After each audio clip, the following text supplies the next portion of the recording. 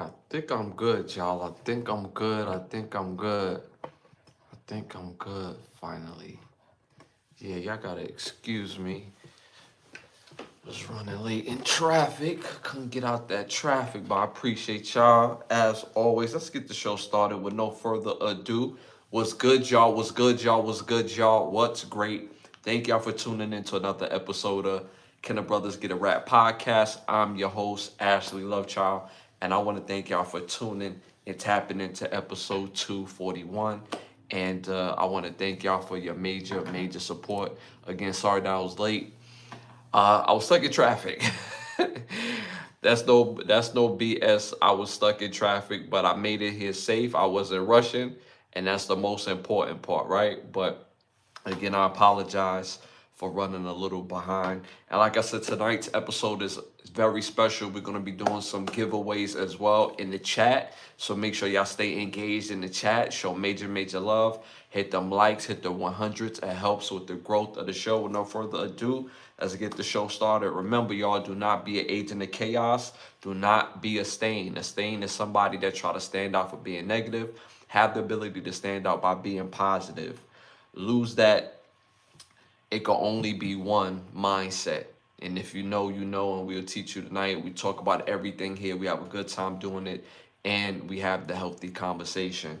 Also, the only op we recognize over here is opportunity. We celebrate life, coach. I know hate has a location. It's just not here. So we're going to have major fun tonight. Shout out to the chat. Big love to the chat. Major love to the chat in the building. Again, hit them likes, hit the 100s chat. Shout out to Winter in the building. Shout out to King P in the building. First comment of the night. Y'all kill me with that. Shout out to Hazel in the building. Shout out to Big Paul in the building. Appreciate y'all for tapping in. Those are some of our day ones, some of our big badge holders on top of that. So thank y'all for tuning and tapping in and showing major love each and every show. I can't thank y'all enough because your support, I'm telling you, it means the world to me. Thank you. Shout out to my dog CC in the building. Appreciate you for tapping in, my guy. Again, we're going to be doing some giveaways. So it's going to be done at random, but stay engaged in the chat. And it's going to be a fun night, y'all. I can't, like I'm trying to tell you, I've had a crazy day, and I'm glad I made it back safe. And, we're about to turn up, man. So I hope y'all got y'all good energy, got your good draws on.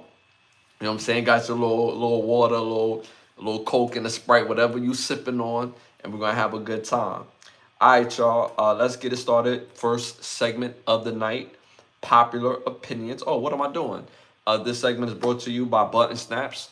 I'm sorry. This show is brought to you by Button Snaps, where you get the finest of movies, shows, documentaries, and original content for your viewing pleasure of $4.99. Again, that's Button Snaps. That's the word button, hyphenated sign, and the word snaps.com. That's the word button, hyphenated sign, and the word snaps.com. First segment of the night, popular opinions.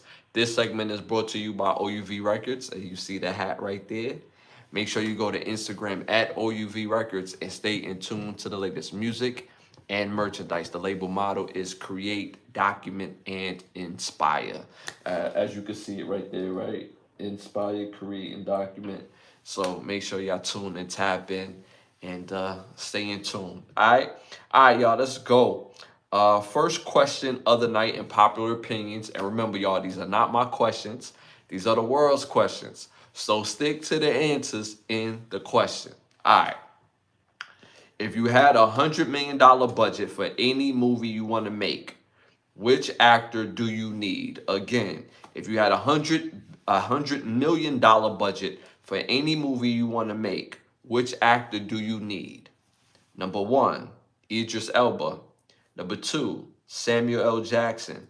Number three, Michael B. Jordan. Number four, Denzel Washington. Let me know what y'all think about that in the chat. Again, if you had $100 million budget for any movie you want to make, which actor do you need?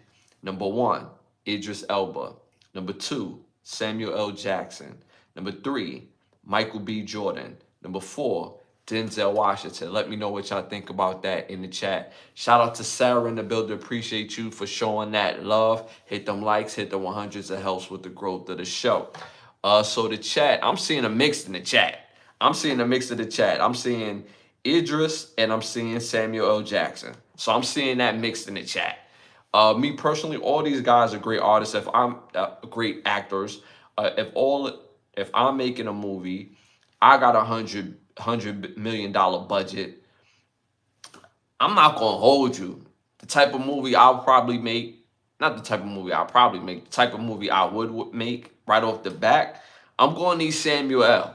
I'm gonna need Samuel L. to come see me at the office. Got that breath for him, and we're gonna really put this movie together, and it's gonna be popping. So me personally, I'm going with Samuel L. Jackson. The chat, I'm seeing a mix of a few different answers. I'm seeing Michael B. Jordan. I'm seeing Idris in the chat. I've also seen Samuel L. Jackson in the chat. But me personally, I'm going with Samuel L. Jackson myself. So over 88,000 people voted on this. But at 34%, y'all, at 34%, they went with number one, Idris Elba. Wow. Again, Idris Elba's a great actor. He's a great actor. And this is based on just just people polling. This is a poll. Polls, right? This is just a poll. Where, hey, they saying they going with Idris. They saying they going with Idris. They saying they going with Stringer Bell. You know what I'm saying? And for those who know, no. Like, you ain't not a real Idris Elba fan if you don't know who Stringer Bell is. You know what I'm saying? That's all I got to say. That's all I got to say. You know what I'm saying? So they calling out for Stringer Bell. You know what I mean? But at the end of the day, Idris is a great actor, very versatile. I'm not mad at the pick. Me personally, I would have went with Samuel L. Jackson based on the type of movie I would have wanted to make. Michael B. Jordan is every bit of a movie star. And same, come on, Denzel, like, come on. He is top tier movie star, you know what I'm saying, for the last 30 years. Like, you know what I mean? So all these are no-brainers. This is the A-list right here. And me personally, I look at stars and movie stars differently when it comes to movies. Some people are like, what? Yeah, so a movie star to me is everybody on this list. And what that means is these actors could be in a movie with 3 other people and carry the movie, and people, by and large, will go see that movie because one of these guys is in the movie and the sole reason behind it. But then you have other actors who are stars, but they're not movie stars. I don't want to name nobody's name because I don't want to dim nobody's light or seem like I'm trying to dim their light, because I'm not. But a star to me is somebody like, oh snap, they're in a movie with Denzel Washington. Oh snap, they're in a movie with Samuel L. Jackson. They're stars. So it brings like, oh, they in the movie too? They in the movie too? Oh snap. But the movie star is the person that it draws the draw. You know what I'm saying? Arnold Schwarzenegger, Sylvester Stallone, like those. That's what I feel like are movie stars. So that's why I differentiate that. Denzel, Idris, Samuel. Denzel versus Idris and Samuel L. Can you imagine if all 3 of them was in the same movie and it was some sort of like I don't want to say a fighting movie, but something where they had to kind of like show off their acting prowess. Like, you know what's a good movie?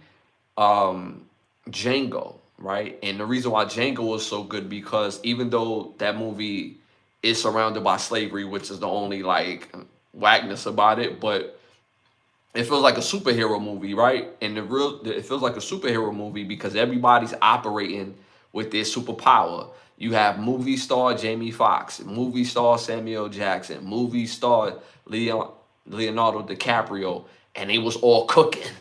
They was all cooking, right? So can you imagine Idris, Denzel, and Samuel Jackson in the same movie, all cooking, all at odds with each other? It obviously it doesn't have to be a slavery movie, but something where it shows like their acting prowess. I think that would be absolutely fire. The culture would need that though. Michael B. Jordan is not there yet. I disagree. I think people go to the movies to see Michael B. Jordan. He's done too many blockbuster movies. Now, as far as you talking about just sheer acting, yeah, he's not the actor that Denzel is yet. I say that objectively.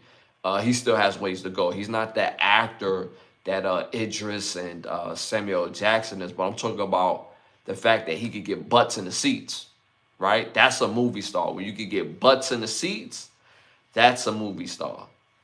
But you know, Michael B. Jordan, he got some years and more acting experience to be in the category with those guys. As far as acting, yes. As far as acting, yes. But we're talking about movie stars getting butts in the seats. He's right there. He's right there already. He's right there already. People go see Creed because of Michael B. Jordan. They done 3. Or is it 2? No, they done 3 Creeds. They go to see Michael B. Jordan. So I'm just saying, like, he's transcended. And then obviously we seen Sinners. We seen Sinners. Everybody done seen Sinners. He's a movie star.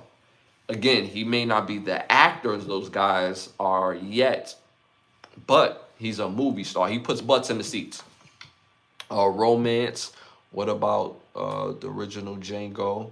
Django was fire. If there was a one before that, which I believe that it was, I never seen that version of it. A romance action movie with the big 3. Yeah, either one of those to me would be fire, right? If they showed all 3 of them in their own relationships, and they had to go see like a marriage counselor or something like that. You know what I'm saying? Like, and they just cooking or whatever, or somebody play the marriage counselor. One person will play like the doctor. One person will play the counselor. The other person will play like the husband, with his wife, and then the other actor would play something. You know what I'm saying? Like something where they could just show their talent. That would be fire. That would be fire for sure. Y'all don't forget to hit them likes, hit the 100s. It helps with the growth of the show. But these are major fire actors. You can't go wrong with either one of these actors at this point in time. At this point in time, in 2026, they still kicking butt. All right, y'all, moving on to our next popular opinion question. The dumbest thing people do during tax time. The dumbest thing people do during tax time. Number 1, buying things just for a write-off.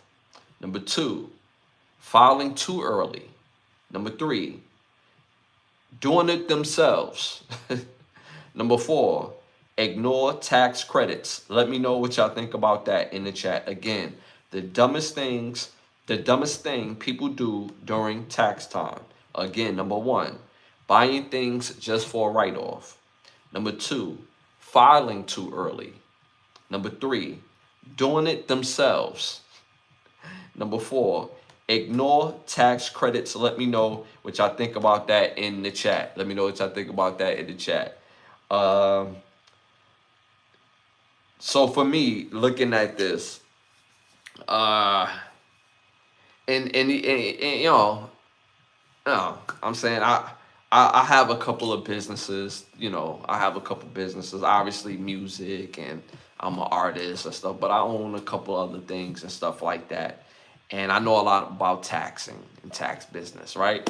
So, me personally, what I see and what I hear every day, the dumbest thing I hear people do around tax time, in my opinion, is trying to do it themselves. You don't know what you're doing. You think by going to get TurboTax that you actually doing it. Some people really believe that they have a refund and they're going to get a refund no matter which tax person that they go to. No. The more they know, the more you get. The less they know, the less you get. If you're going to owe money, guess what? They don't know a lot, you're gonna owe a lot. That's how that works. Now, when you go to TurboTax, you don't know what you're doing. You don't know all the tax breaks and all the tax cuts for your taxes. So that's the dumbest thing I see people do. They don't even know how to file themselves. They say, "Oh yeah, well I filed head of household and I claimed 3." You you don't know what you're doing. There's a difference between what you do on your job and what you do during taxes. So that's, to me, the dumbest thing I see people do during tax time is doing it themselves or trying to do it themselves. In the chat, I've seen multiple answers. So in the chat, I'm seeing ignore tax credits. That's a fact. Because a lot of people don't know the tax codes, and then it changed from year to year. I've also seen, so that was the main one. And then I've seen somebody say buying things just for write-off. And people don't understand what that means.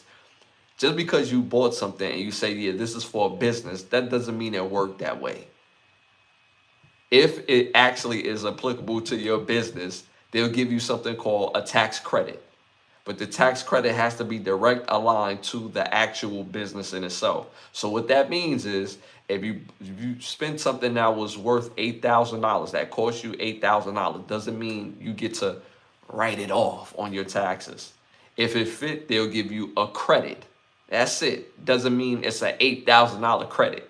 So yes, for sure, buying things just for a write-off. So people don't understand that as well. So again, I went with people doing it themselves. In the chat, I'm seeing ignore tax credit and buying things just for a write-off.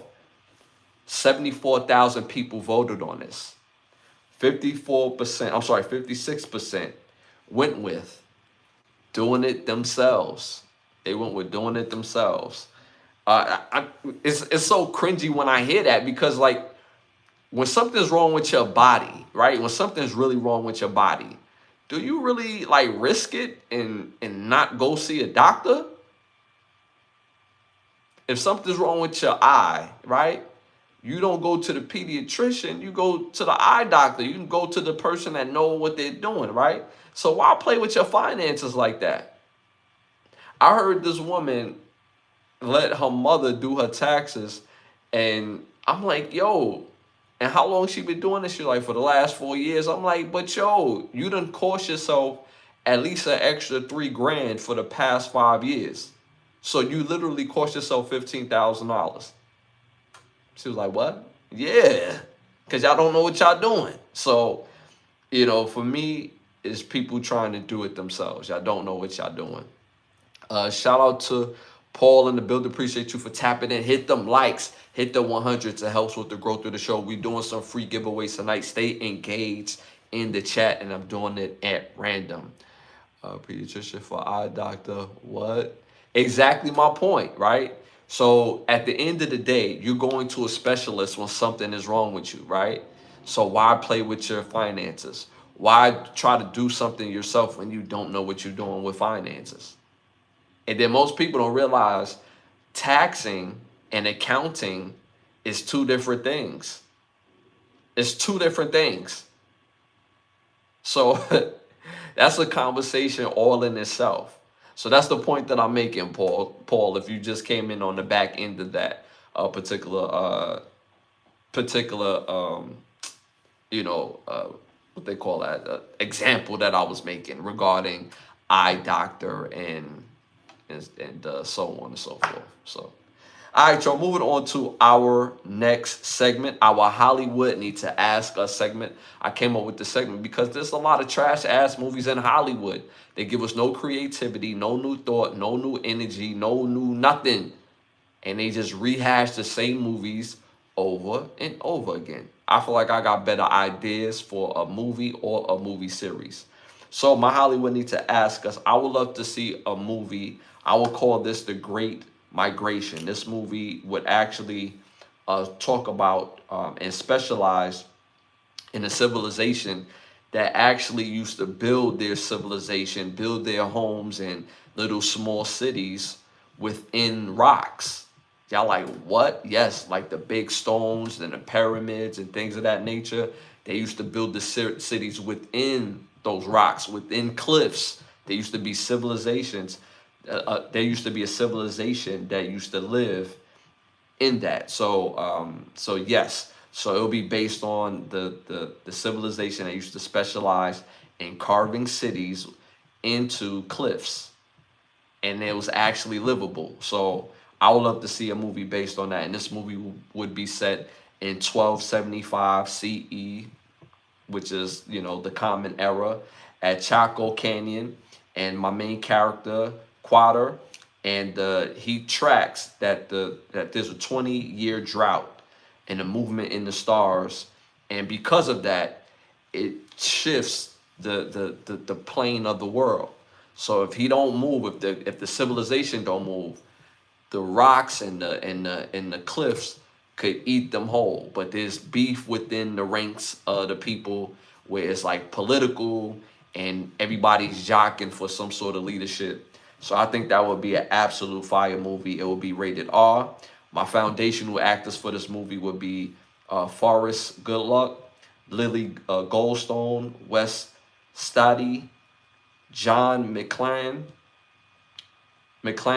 I'm sorry, Irene Bedford, Adam Beach, Chess Spencer, and Davery Jacobs. That would be my foundational actors. My director would be Sterling Harrow.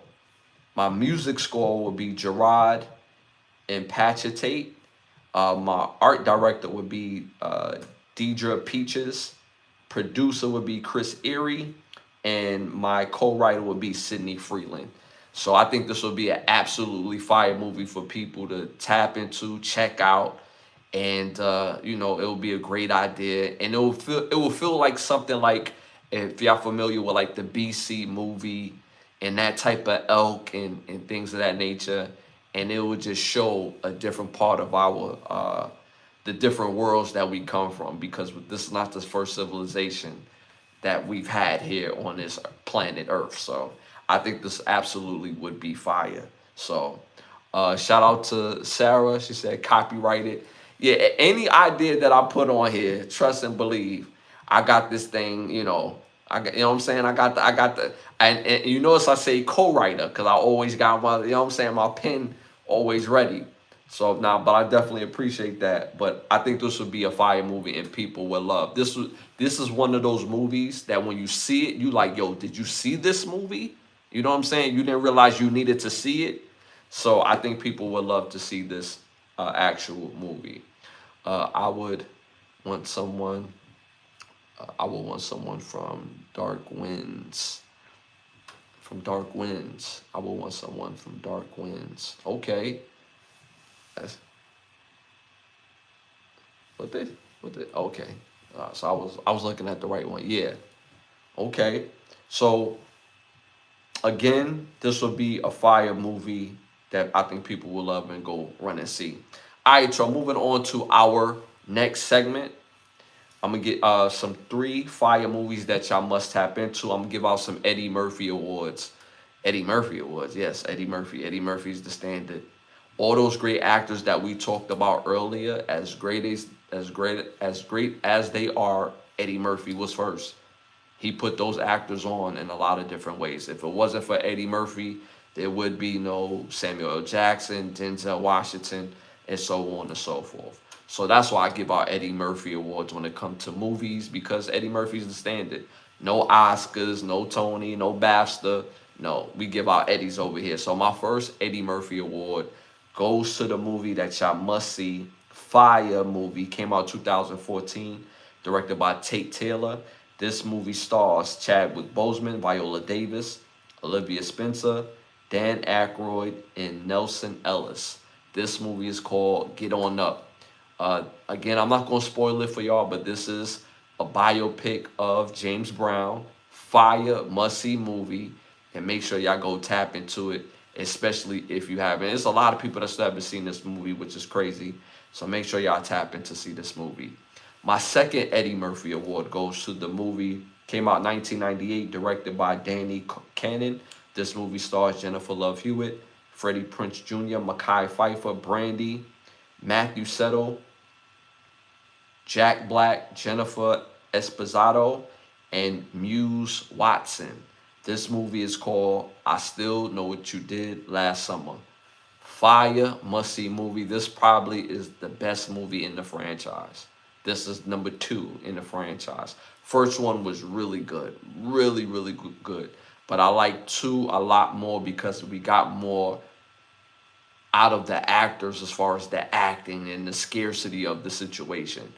Not going to spoil it for y'all, but again, this movie's about a young lady who is pretty stressed and needs a vacation, and you have to see the rest of the movie. Fire, great movie to tap into. And my third and final Eddie Murphy Award goes to the movie came out in 1987, directed by Paul Michael Glaser. This movie stars Arnold Schwarzenegger, Gus Reth Swat, Maria C. Alonso, Richard Dawson, Jesse Ventura, Jim Brown, and Yaphet Kotto. This movie is called The Running Man, the original Running Man. I seen the reprise version of it that just came out last year, the end of 2025 or the beginning of 2026, either one. It was ass. Pure, unadulterated, boo-boo trash. It was terrible. And it didn't have to be a terrible movie, but that was ass. This original one still holds up today. Again, I'm not going to spoil it for y'all, but it's about a man that's in prison, and you have to see the rest of the movie. It's a fire, must-see movie. So my 3 Eddie Murphy Awards goes to the movies Get On Up, I Still Know What You Did Last Summer, and The Running Man. So make sure y'all tap into those movies. Shout out to Sarah. I would want to see someone from Dark Winds. It's a show on AMC. Okay, I'll tap into the Dark Winds. I've never heard of it, but I'll tap into it. I heard of it. Okay, so you heard of these movies too. So I definitely tap into the Dark Winds.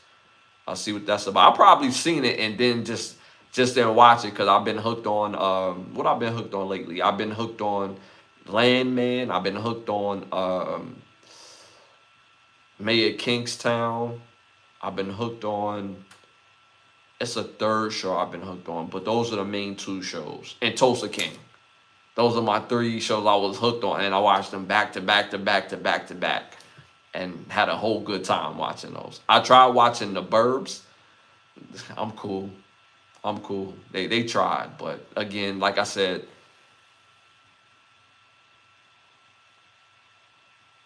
Hollywood, they just regurgitate the same thing over and over again.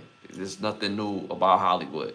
Whatever works, they wait 20 years to the next generation and just redo it again, right? So it's like, can I recommend Parallel?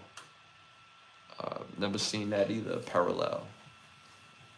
It was a show that I haven't seen until recently and didn't realize how many seasons they had, and it's pretty good. This show's called Strand, and it's pretty good. Like, it caught me off guard on how good it was, but it got a lot of seasons, and I binge watched a lot of that too. So, fire movie. I mean, it's a show actually, fire show. All right, y'all. Moving on to our next segment. Some Michael Jackson awards. Self-explanatory, right? We give out some Michael Jackson awards to 3 fire songs by 1 fire artist, whether they new or old, whether they hip hop and R&B. I'm gonna give y'all some fire music that y'all must tap into. Is the king of R&B, Robert Kelly. First Michael Jackson award goes to this song, The Zoo. The Zoo. Make sure y'all tap into the song The Zoo. Fire song. Second Michael Jackson award goes to the song Real Talk. Again, fire song, unlike any other R&B song that you would ever hear, and it's a hit. Third and final Michael Jackson award goes to the song Get Freaky in the Club. Get Freaky in the Club been my theme song all week. Fire song. It's timeless.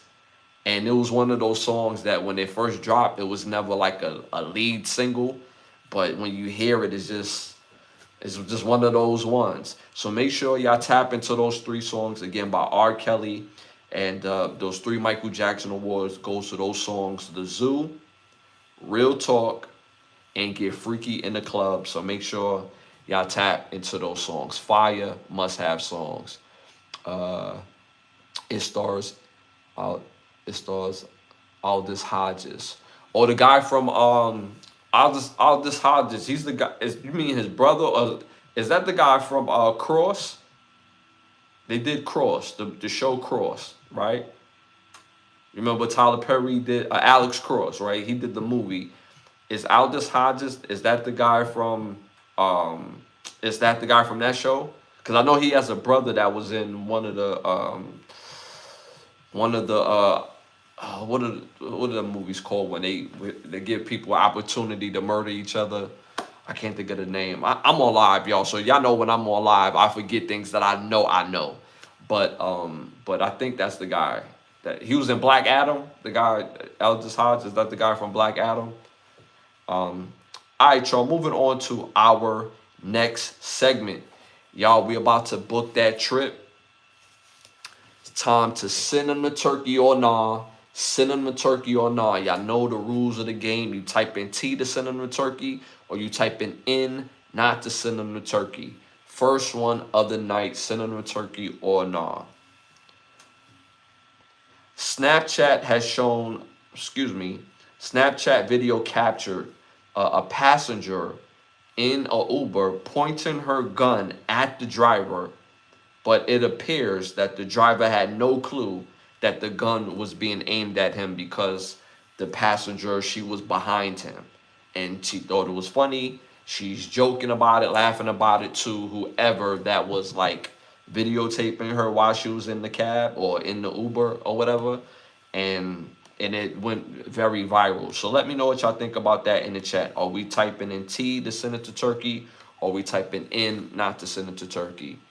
Shout out to Paul, one of our day ones.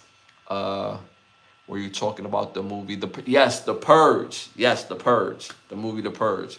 Now, I think that Aldous Hodges, his brother, was in that movie, but I believe Aldous Hodge, he played in like Black Adam and the new Alex Cross, right? But I know he has a younger brother that played in that movie, in probably the first Purge. The first Purge movie that they did, not the exact first Purge movie, but y'all get what I'm saying. The very first Purge movie, I think his little brother was in that movie. That's what I'm saying. But yeah. So let me know what y'all think about that in the chat. Are we typing in T to send it to Turkey, or are we typing in N not to send it to Turkey? Again, Snapchat video captured that a passenger was sitting behind the driver and pointing her gun at the driver, and the driver appeared not to know that the weapon was even being aimed at him.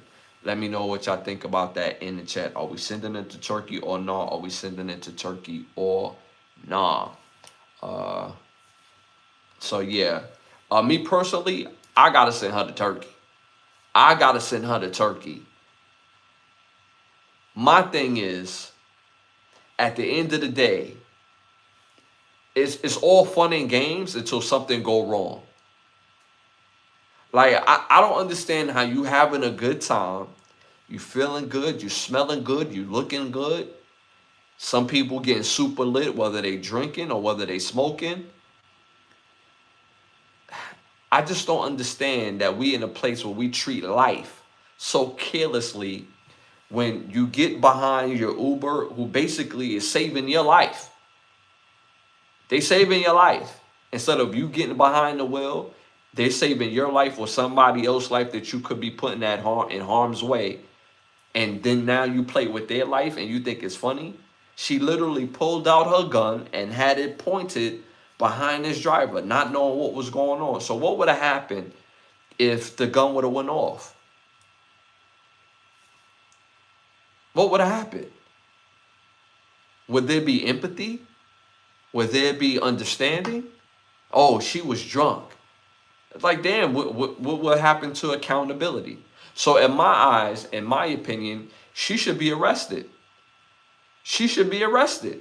I don't care what city, state that she's in, she should be arrested because she's putting his life at danger. He doesn't even know what's going on, and he has to trust the fact that he could just give somebody a ride and get them there safely. And as he's doing his job, and she's playing around with his life in the back seat for no reason.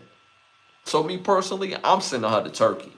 I have to send her to Turkey regarding that. Because again, what would have happened if the gun would have went off? What you would have told this man's family? What you would have told the court? My bad. I'm sorry. I was lit. Oh, I don't know what I was doing. Nah, to Turkey, to jail. Yeah. Like, what are we doing? When did we think it was cool to play with people's lives? You can play with your life all you want. I don't got no control over what you do with your life, but you gonna play with my life on top of that? Yeah, I gotta send her to Turkey. I'm sending her to Turkey. I'm seeing the chat. Y'all agreeing with me as well. Shout out to Paul. Your message was redacted. YouTube redacted your message. But I'm sending her to Turkey. Y'all sending her to Turkey as well. In prison. In prison time. That's what I'm saying. Like, she on prison time. She's on prison time. That's the type of time she's on. First class ticket to Turkey. Can you imagine? Can you imagine? And that's the reason why I feel like she should go to jail, because she's putting his life at risk. Whether it's recklessness or possession of gun, she has her possession of gun in a situation where there's no threat. She's getting a ride. There's no threat. Because in some states, you can carry. You can. It's cool. But where's the threat? You getting a ride. You drunk. You lit, right? And you want to play like that? Yeah, nah. Send her to Turkey. She should definitely be brought up on charges. And because the video went viral, I hope they find her. I really do. All right, y'all, moving on to our next one. Send them to Turkey or non. Send them to Turkey or non. Type in T to send it to Turkey. Type in N not to send it to Turkey. Let me know what y'all think about that in the chat. All right, second one of the night. Little Kim, she had an interview, and she says that she feels like she's not where she needs to be in her career because of industry politics, fake friends holding her back. Let me know what y'all think about that in the chat. Are we sending Little Kim to Turkey for saying this? Again, Little Kim feels like she's not at where she's supposed to be in her career due to industry politics and fake friends holding her back. Let me know what y'all think about that in the chat. Type in T to send it to Turkey. Type in N not to send it to Turkey. Let me know. Me personally, hearing Little Kim speak like this, it kind of bothers me, mainly because in my eyes, being from Brooklyn, New York, being a fan of music, being an artist myself, I look at Little Kim like a legend. I look at Little Kim as a success. So to hear that she feels that she's not in the place that she wants to be in her career, it's kind of like what? Like, what are we talking about? You Little Kim, you the queen bee, and you're solidified. And that goes past any type of financial value. I mean, as all artists, we all want that financial validation as well.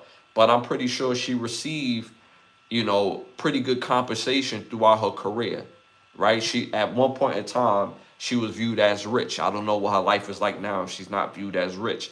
But the point that I'm making is that she reached to a place in her career from a respect standpoint, as far as the respect of her music, from a legendary standpoint for the dope things that she's done within the music, who she was associated with, and still being able to give you fire music after the association disappeared.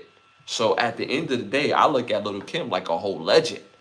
So to hear that she don't feel like she's at where she needs to be in her career, it's like, what are you talking about? Nobody's looking for a new Little Kim album because she's a legend. If we was to get a new Little Kim album, because she's a legend, people would listen to it. And if the album is fire, people gonna hold it up. So when she says that, it's kind of confusing because you're a legend. You're a legend. All artists, when they become artists, at the end of the day, out of all the years and the studio time you put in, you want that validation from other artists, from the fans, for the people that support you, the people that give you your props. That's where that real validation comes from. So to hear otherwise from her, it's kind of like what? Like, look in the mirror. Like, know who you are. Remember who you are. And people would say like, well, she not all that because Biggie wrote her raps, and I disagree. I disagree wholeheartedly. Even if he did help with that whole first album, let's say Biggie Smalls helped her with that whole first album. First album was fire. That wasn't her best album. Little Kim's first album is not her best album. Not just from a big song perspective, but from a lyrical perspective. When Biggie was unfortunately dead and gone, she made better lyrical albums after he passed. So the standard for Little Kim has always upkept in the music space. So I think most people, when they see Little Kim, they get a bit confused. And I say that in the utmost respect, mainly because we see a legend, and then when she speaks, she feels like she doesn't get the respect that she deserves. But if you ask people who love music, you're a legend. So that's where the confusion part comes in. That's where the confusion part comes in. And I think she has to realize, and she probably has, but it hasn't really internalized yet, is that you're never going to get the full credit that you're owed as an artist. People are always going to say, oh, you didn't do this, or you didn't do that, or you did it this way and you didn't do it that way. People always going to have critique. People always going to say things, but you have to know inside you, like, yo, I done put on, and be proud of that. So, me personally, I have to send her to Turkey regarding that, because it's like, you're a whole legend. You're a whole legend. Embrace it. So I don't know what else that she's expecting to say that she's not at where she wants to be in her career. What else is she expecting at this point in time of the game? Shout out to Sarah and T. I love Little Kim though. Shout out to Comedy, Turtleneck, and a ball hat. Yup. Shout out to Comedy. Sound like I could definitely smash your moms, your girl, your cousin, your grown cousin, your grown sister. So shout out to you. Sarah, sorry I messed up your game.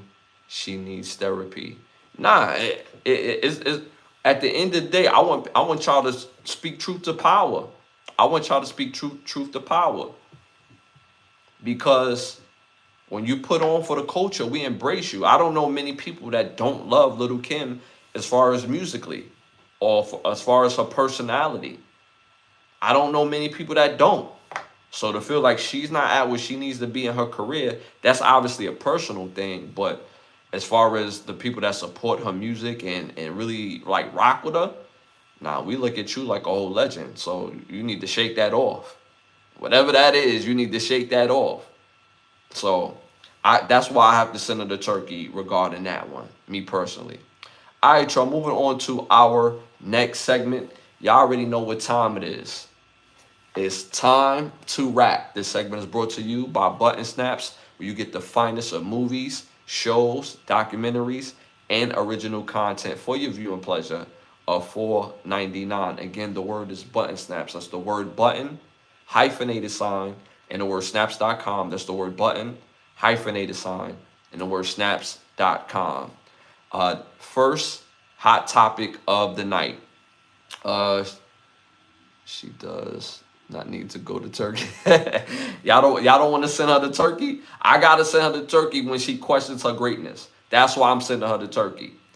Cause she questioning her greatness. So that's why I gotta send Little Kim. And mind you, I'm from Brooklyn. I'm from Brooklyn. You know what I'm saying? I'm from Brooklyn.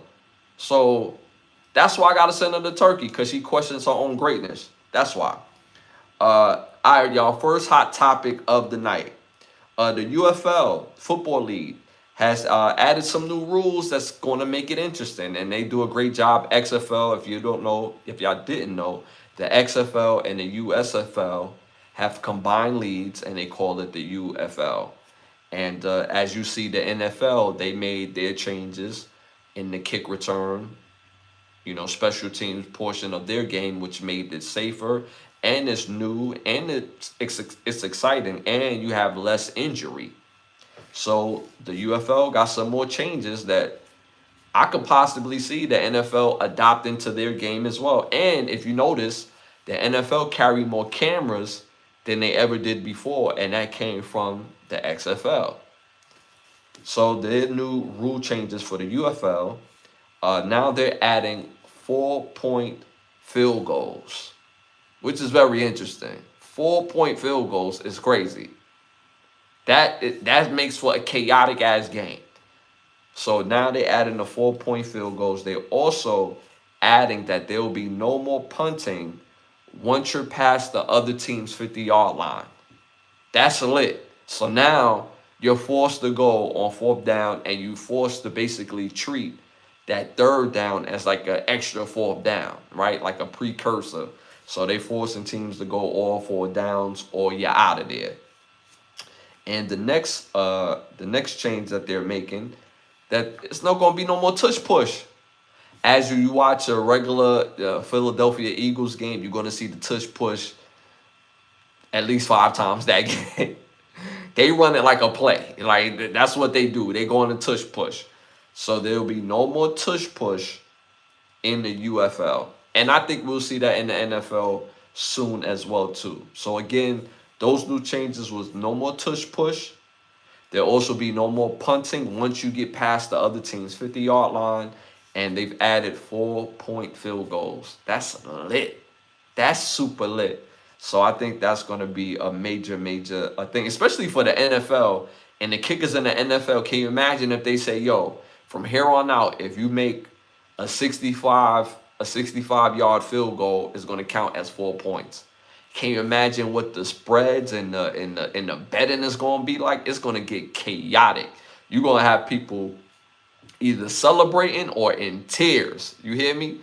So these changes that's making to the UFL, these are major because the NFL do adopt some of these rules and put it to the NFL game, and they don't wait years to do it. They do it immediately. So be on the lookout for the NFL making some of those changes as well. All right, y'all, moving on to our next hot topic. Clarissa Shields defends her title against Francine Cruz Desron. Desron, excuse me. She remains undisputed and dominated every single round. I have to say this about Clarissa Shields.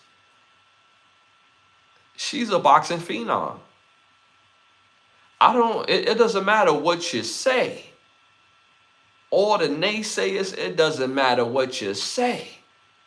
The girl can fight. Excuse me, the woman can fight. She gets busy in the ring. She gets busy. And she's not fighting pushovers.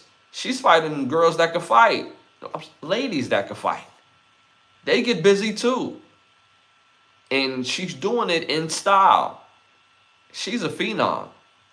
And I think her off the ring life has basically, I don't want to say poisoned her in the ring life, because in the ring she's a phenom. It can never poison it, but I don't think she's beloved the way that she should be beloved based on her out of the ring situation. You know, she's dating a man who's still married. And some of the women have issue with that, but they don't have issue with the woman that's still married as well having her own relationship. So they both moved on in their life, but they just informally do the papers. That's not really our business for real, right? That's their business. So if they both in very public relationships and they still married, I mean, it is what it is. At some point, they will do what they need to do.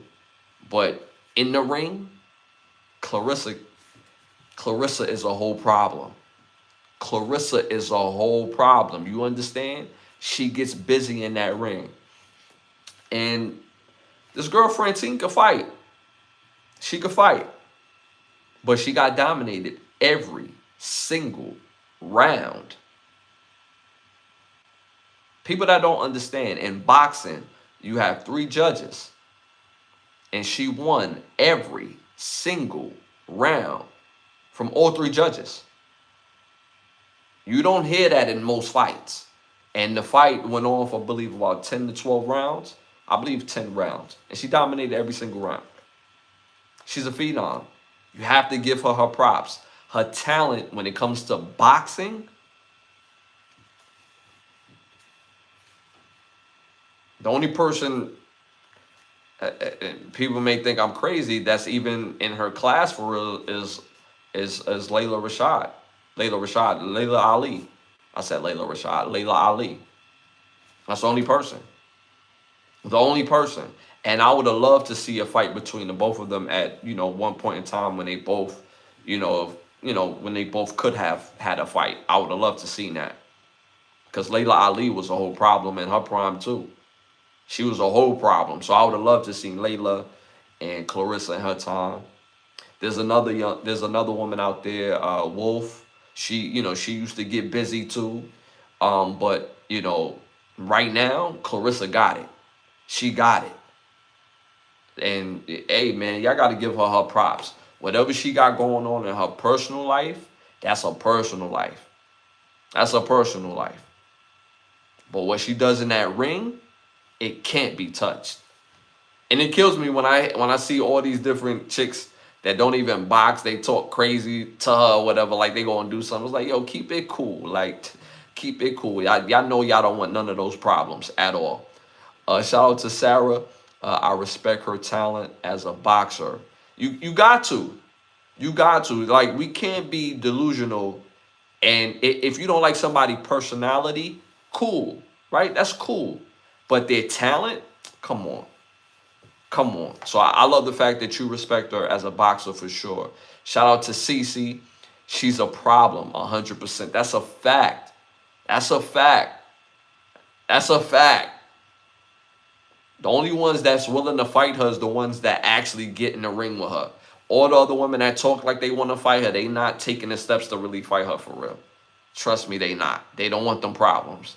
They watching the same fight we watching. They going to talk that talk and keep it pushing. They don't want them problems. I am not aware of her personal life. Yeah, I mean, she gets a lot of flack because of her personal life. And that's all I'm saying. And a part of it, I don't want to say it's her fault, but a part of it, she puts out for people to see. You know what I'm saying? And it's like, if you don't want people to be bothered with your personal life, don't share with the rest of the world, because the rest of the world is not going to bless that anointing anyway. Your personal life is for you and your partner, and let that be blessed, and people that's gonna like love y'all being together. Don't put that energy out there for other people to be negative in her personal life. My dog CC Ash, you got between Layla. Who you got between Layla Ali and Clarissa Shields? If you gotta bet everything on,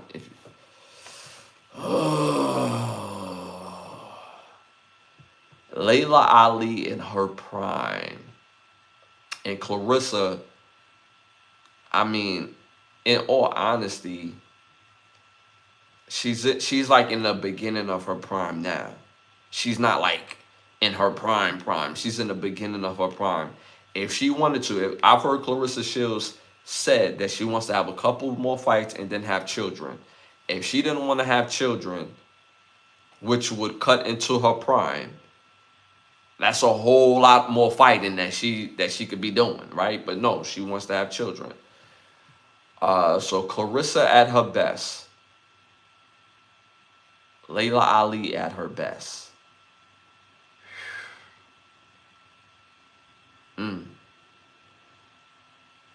Oh, God, that's a tough one. That's a tough one. I honestly wouldn't even bet on that. I wouldn't bet on that, because you have greatness versus greatness. I couldn't bet on that. I couldn't choose. Because people forget how dominant Layla Ali was. And she was thick. She had body, right? She could move with it too. She had quickness, speed, and she had smarts. And them punches was stinging them ladies up there. Clarissa is just, she let them things fly. Clarissa do not hold them hands at all for nobody. She let them things fly. She like, yo, these things is coming hot. Lefts, rights, uppercuts, hooks, all that. You know what I'm saying? I'm letting these things fly. So, but Clarissa has a grit and a heart to her. And in my opinion, Layla Ali has a smarts, has a technicality about her, which will make that fight extremely sensational to watch. I couldn't pick because they too great in my opinion. I would have to see that play out. Me personally, I know that question would be hard to answer. Yeah, it is, bro. Like you try to put me in the trick bag, bro. Like that one is too tough. That one is too tough for me. Me personally, I don't think that's not that's just a terrible bet either way.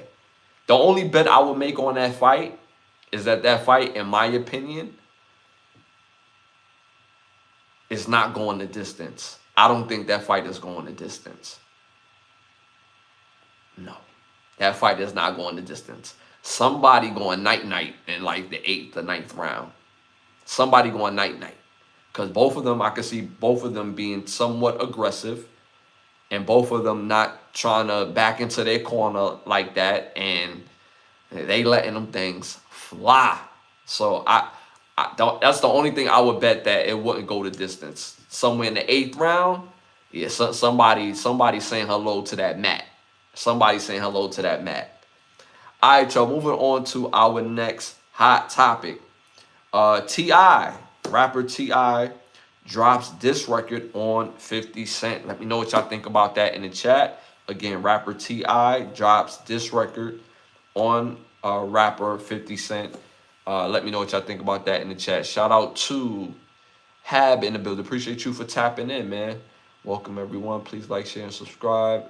Activate notification. Appreciate that. Appreciate the love, man. Hit them likes, hit the 100s. While y'all here, y'all help. It helps with the growth of the show. Shout out to Sarah. Shout out to Sarah.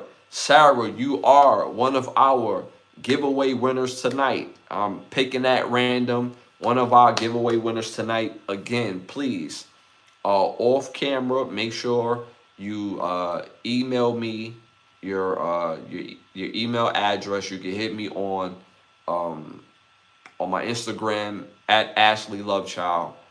Let me know what your email is and mailing address, and you're gonna get some merch. So shout out to Sarah. You won a giveaway. So one of the giveaways that you are getting tonight, OUV Records t-shirt, create, document, and inspire.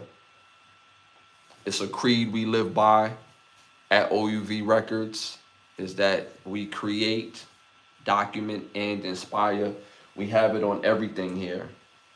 Even our boxes, as y'all can see, when people get boxes, OUV, create, document, and inspire. We believe that to the core here. That's a part of our creed. So we have the new t-shirts. So congratulations. You won one of these. And again, make sure you hit me on Instagram at Ashley Lovechild. And send me the information. And I will have this in the mail in no time. Double time. You ain't going to have to wait a month for this. You know what I'm saying? We're going to get this through you ASAP. So shout out to Sarah for showing major love in the chat at random. And we got a couple more giveaways to give away. So again, y'all hit them likes, hit the 100s. It helps with the growth of the show. Shout out to Paul. 50 Cent was wrong posting that photo of Tiny on stage like that. I see why T.I. would make a diss record. And you're very welcome, Sarah. You're very welcome. Very welcome. Listen, man, I keep telling y'all, 50 Cent he's my zodiac twin. So I understand his level of petty. You know what I'm saying? He's my zodiac twin. I'm a Cancer too, big 6'9". I understand the petty. You know what I'm saying? But I also understand why T.I. made the diss record as well. So here's the situation. T.I. has been, I won't say asking him like he's hounding him, but he's inquired about doing the verses with 50 Cent. Now, T.I. also had made mention that they had spoke about actually doing the verses. And T.I. basically said that he didn't necessarily said no. So, like, what's up? So 50 Cent, the troll that he is, and y'all not, no matter what people say, he's always gonna troll. He did what he do. Now, T.I. responded in a diss record. I love it. I love the fact he responded in a diss record, mainly because it takes the criminal aspect out the so-called beef, right? This is about music. This is not about anything extra. Even with the post of the wife, was that cool? Not for real though, but is it the end of the world? Not for real though neither. Because at the end of the day, this is all going to end up to being music related, and it takes 50 to respond. But 50 Cent ain't going to respond with no music, so he's going to respond with pictures.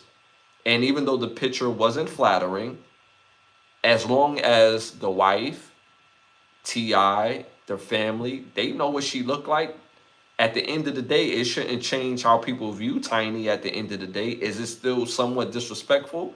Of course, but is it the end of the world? No. So that's why I respect T.I. for not responding in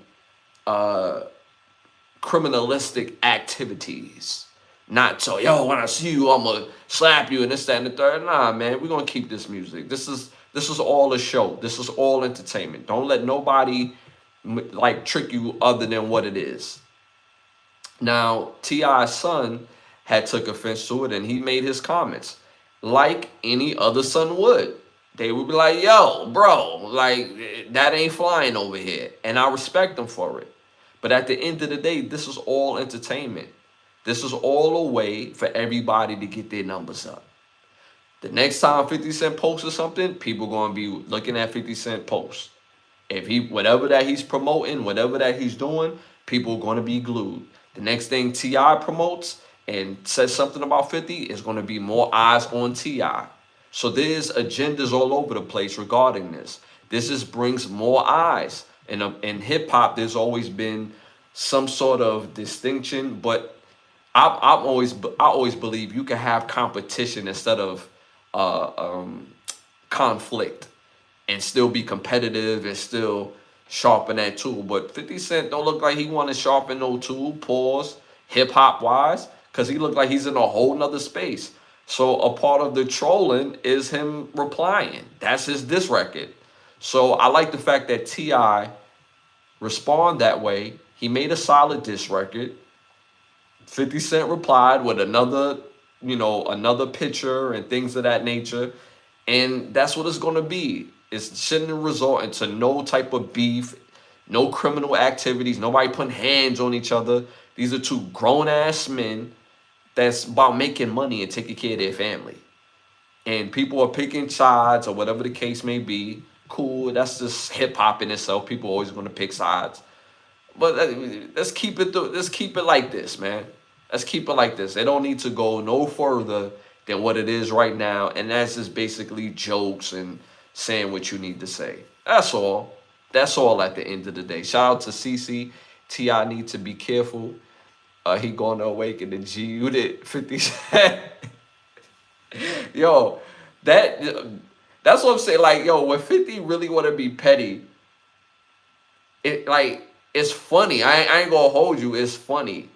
Just overall, if you look at 50 Cent's like petty discography, he has some classic moments, and he's always benefited off of having conflict with the artist and used it for attention to gain more record sales, streaming, whether it's music or movies, because all of this is entertainment.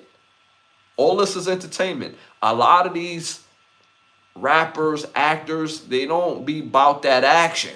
And I'm not saying T.I. is not about that action, But a lot of them don't. This is all entertainment. I'm not saying 50 Cent is not about that action. But at the end of the day, this is all entertainment. They're here to entertain. Shout out to Paul. T.I. have a lot of people that would also back him. I, I mean, but what do that mean? Because you have 50 Cent that has a whole lot of people backing him too, right? So what do that mean? Right? I've heard somebody say, well, you know, T.I. has his family and 50 Cent don't. T.I. has his youngest son with him all the time. So just because you have family around you doesn't mean you have writers around you. That's not mistake that. That's not mistake that. Just because you have family around you doesn't mean you have writers. Because like we said before on other shows, would you have your peace of mind or would you have toxic family members, right? So they both got people and they should just keep it entertainment. Somebody's going to release music. The other person's going to release memes. It is what it is, right? And let's take it for what it is. It doesn't have to go outside of that. It doesn't have to result to blows. It doesn't have to result to anything criminal. They both here to make their money and keep it pushing. And they both benefiting off of this attention too. So let's make sure we understand the game of attention. I told y'all before, when an artist is famous, they're not famous because they're good. Y'all thought these artists was famous because they're good? This ain't the 80s and the 90s where the labels put that type of time and understanding in their marketing budget. No. People are famous because they understand the algorithm. They understand attention. They understand the theory of a bowl of shit. I tell y'all all the time, if you want to be famous, take a hot bowl of shit, get on camera and eat it. You'll be famous by tomorrow. Everybody will know your name. But it's just which bowl of shit are you willing to deal with? All fame comes at a price. And if you ever get famous based on your skill, that takes time. So, I mean, that attention is real. And I'm not saying like both of them are not talented. They uberly talented. They're greats.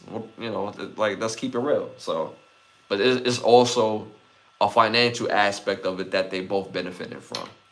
All right, y'all, moving on to our next hot topic. Indiana University quarterback, Frenon. Y'all know when I speak fast, I'll be messing words up, right? Fernando Mendoza, he's leaning towards not throwing a pass at the NFL combine and choosing to throw at pro day.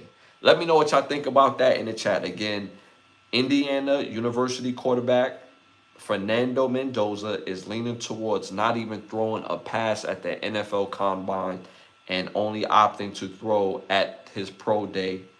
Let me know what y'all think about that in the chat. Me personally, I think that's standard at this point. Most quarterbacks who are viewed to be either taken with the first pick, second pick, if they're in that early elite first round picks, whether you're from, I would say like 1 to 5, they normally don't throw at pro day anymore. They normally don't do that. They normally wait. They normally don't throw at the combine anymore. They normally will wait till their pro day where they're at their school. They're throwing to their receivers that they used to, and it's scripted. And you can have a much more stricter script, and you throw all the passes that you need to throw, but you throw them with your timing, using your field. You understand every blade of grass and the whole nine. So I'm not surprised at this at all. At this point in time, they've been talking about Fernando Mendoza as being the #1 overall pick for the last couple of months. So strategically, he doesn't have to. He doesn't have to, because all the quarterbacks after him, their value is not as high. And that's something I realized as I got older. Talent and value is two different things. So what does that mean? Antonio Brown, who went, I believe, in the 4th round, 5th round. No, I believe Antonio Brown went in the 6th. That's talent. And if you redo that draft, he was probably the best receiver in that entire draft. That's talent. Value is somebody like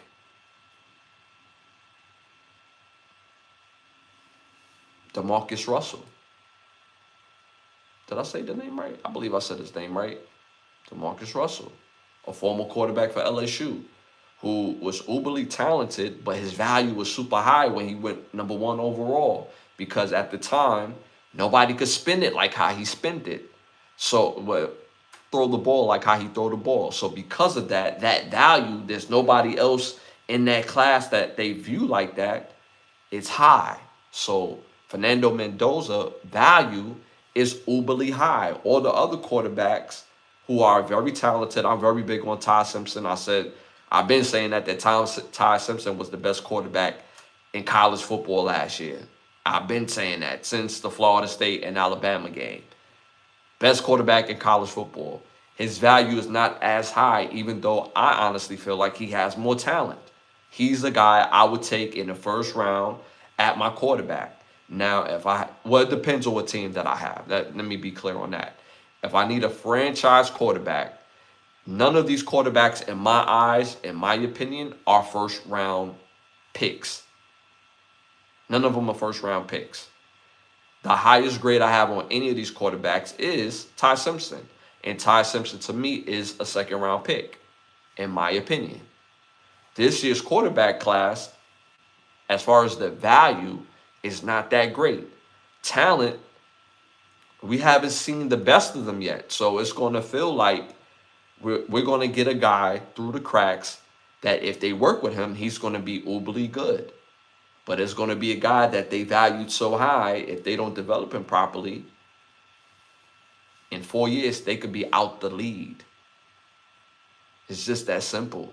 So to me, this is not a big deal because his value is the #1, even though Fernando Mendoza, in my eyes, and this is no disrespect to him because I think he's a good player, but I don't think he's a 1st round pick.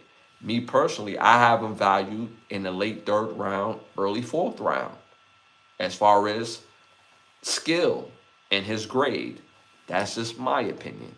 But his value says otherwise. He's going to go either #1 or #2. So we will see. So again, I'm not surprised that he's not throwing at the combine and he's choosing to throw at pro day. So we're going to see this moving forward. All right, y'all, moving on to our next hot topic. John Davidson, the BAFTA Awards, they had Michael B. Jordan and Delroy Lindo. They was making their speech, and John Davidson, who's known to have Tourette syndrome, had yelled out, what's the best way I can say this? Itch, but put the B in front. Itch, nigga. That's what he yelled. I could say nigga because they don't have no type of thing on nigga. We could say nigga with impunity on any app. But if I say the F word, yeah, I know what the F word is, right? Not the buck, but it's another F word I can't say. We'll get, you know what I'm saying? But that's not the point. So John Davidson has Tourette syndrome and yelled the word itch with the B in front of it, nigga, as they was doing their speech. Let me know what y'all think about that in the chat. Again, John Davidson has Tourette syndrome, and this happened at the BAFTA Awards. So my thing is this.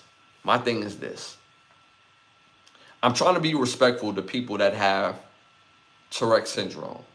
And from my understanding, they can't control what they yell out. But if they yell it out, ain't they thinking it? Because if you don't have Tourette syndrome, right, we have the power to think about something and not yell it out. We can keep our cool like how we be cool, right? But If you have Tourette's, you're still thinking it, right? And we can't stop people from thinking a certain way. But where's the apology? Where's the apology? Like, honestly, if that was to happen to any other culture, any other creed, there would have been a whole apology train. But like, we just take that on the chin and keep it pushing. And if you know somebody has Tourette syndrome and they can't control what they yell out, why have them with the rest of the crowd? They could still be at the event. You put them in a private room, let them watch it from a television, from the private room, where they could get all the aid that they need and they don't disrupt the show.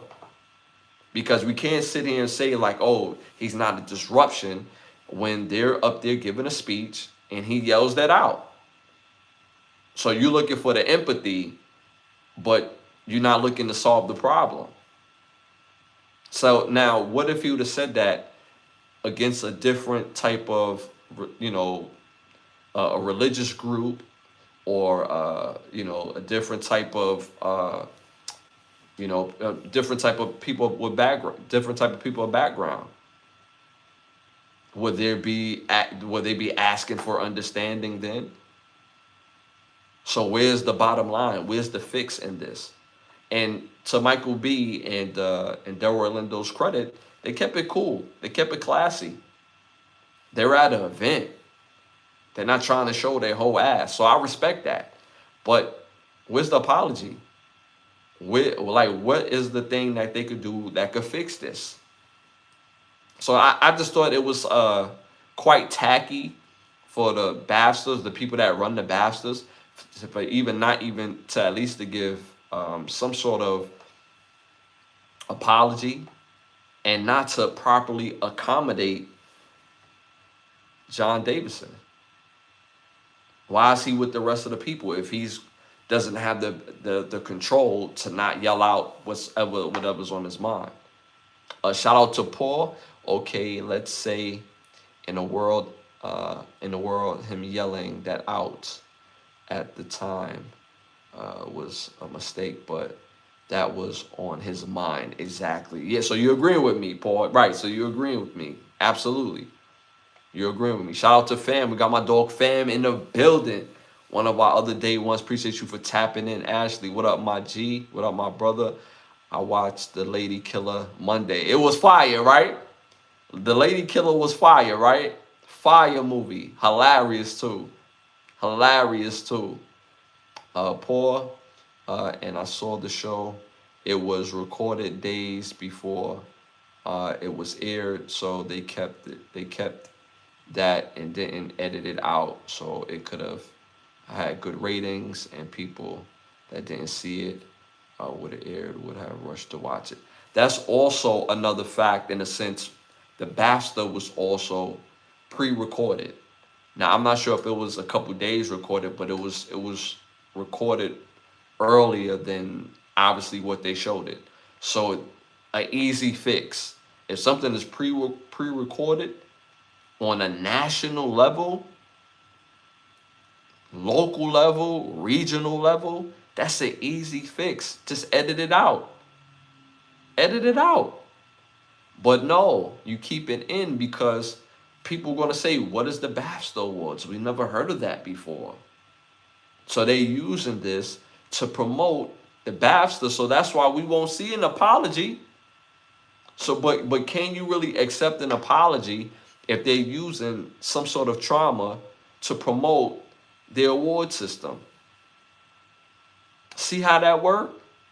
They use people trauma because that's traumatic. Because now you're asking people to exhibit a level of restraint, knowing that they're being disrespected. And the biggest flex, and I'm learning this as I get older, is the ability and the power to walk away. Because people expect you to strangle their ass. They ask for it, right? But at the end of the day, respect is respect. And like you said, Paul, they could have easily edited that out and dealt with this matter behind the scenes. Easily. But they didn't, because they're trying to promote the actual trauma of other people, promoting theirs. So now next year people gotta watch it. People gotta pull it up on YouTube to get the clicks. Easy fix. Easy fix. But they refuse not to do it. Shout out to fam. I got The Lady Killer on DVD. One of my favorite movie. It didn't get the respect it deserves. It's a fire. It's one of them. It's one of them uncut gems. Definitely one of them uncut gems. Fire movie. Fire movie. I'm glad you tapped into it and let me know that you saw The Lady Killer. That's a fire movie. It's funny as hell. Funny as hell. I might just watch it for the hell of it a little later on. Fire movie. Fire. If y'all have never seen The Lady Killer yet, y'all gotta see it with Tom Hanks and Marlon Wayans. They banned Will Smith from the awards. Banned the man who yelled that out. Because what they asking for is empathy that he has Tourette syndrome. Not empathy towards the people he yelled that to, which is crazy. And then again, another layer of that, I don't want to regurgitate, but another layer of that is the fact that it was pre-recorded. It was pre-recorded, so you could have edited that out. But no, you don't do it that way because you're trying to use people's trauma to promote your award system. Because nobody was watching it. Nobody would have watched it if that wasn't going on. Nobody would have watched it at all. So they're using that to promote it. And then at the same time, they're going to say, well, at the end of the day, we apologize for letting that slide or whatever the case may be. It's too late now because now you done monetized on my trauma. So, that's another layer of it, which is crazy. Don't bring your beat to the Waffle House was legendary. Ashley, what's your opinion if 50 Cent and T.I. what's your opinion if 50 Cent and T.I. is too grown to be doing this bullshit? Yeah, I actually just spoke on 50 Cent and T.I. I just spoke on 50 Cent and T.I. This is all entertainment. They too grown for this to result in anything less than financial. Because they both gaining on the views. They both gaining on the interest. So T.I. putting songs out. T.I. just dropped. T.I. a week ago or a few weeks ago dropped a fire song. Now he got the diss record. So now T.I. he back sizzling in them streets again. Sizzling in them streets. 50 Cent, he used the attention to promote all types of stuff, whether it's vodka or the shows. But he's a mega giant. So this is resulting into the bottom line, which is the money. This should not result into no blows, no fights. This is all WrestleMania, and it's good entertainment. It's good because T.I. gonna give you songs, and at this stage of the game, 50 Cent gonna give you pictures, and that's just as impactful as the song because at the end of the day, it did what it was supposed to do, and it was supposed to diss. So that's why I say that. So we just have spoke about that. If T.I. really want to do a versus Ludacris battle, Ludacris, then yeah, I think that would be I think that would be more suitable. T.I. versus Ludacris. I think that's more suitable. I thought the T.I. versus 50 would have been a good battle as well, but 50 Cent. Yeah, I don't think most people understand. 50 Cent raps because it's profitable. He's not no longer the old 50 Cent where he rapped to rap. He raps because it's a part of his legacy. Alright, I'm out here, I'm gonna give y'all a few songs. Alright, cool. But he into the movie game, the TV show game. He's into the business side of it. So, this is big. What Nino Brown said? This is big business. I wasn't born with a silver spoon in my mouth, Miss Hawkins. You know what I'm saying? This is all about business. You know what I'm saying? All about business. So that at the end of the day, that's what it's gonna be. That's all it's gonna be. All right, y'all. Don't forget to hit them likes, hit the 100s. It helps with the growth of the show. All right, y'all. Moving on to our next hot topic. Hold on. Let me go back up real quick. Shout out to Paul. Ash, you a rapper? Give us the inside scoop. Do rappers go in a room, put names in a hat, pick name Z, and say, "This year we need to sell more, make more money. This make more money this year to publicly behave, to publicly have beef." Do they do that? Do we do that? Not necessarily. I think, in my opinion, as an artist, as a rapper myself, me, I never use beef to promote anything because I'm not that type of person. That's just me. But I do have a petty side. I'm King Petty. That's one thing y'all don't know about me. So that's why I understand 50 Cent's behavior, is because we share the same birthday month. Like, I understand it. I understand King Petty. But each artist, if their architect is built off beef to sell music, then that's what they use. If y'all know anything about 50 Cent, 50 Cent didn't come out with Get Rich or Die Trying.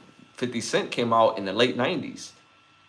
And his most famous song before he came back out in 2001, if I'm not mistaken, was How to Rob, where he was talking about robbing everybody in the industry at that time. So he always had that formula where he used beef to promote the music, because people gonna be like, "Yo, who's this?" And they're gonna tap into the music. It's all a formula. It's all a formula. I told y'all before, the being famous and being great is two different things. So some rappers or artists, they use the formula of being famous or trying to be famous to push everything else, instead of pushing being great, instead of pushing their principles and morals.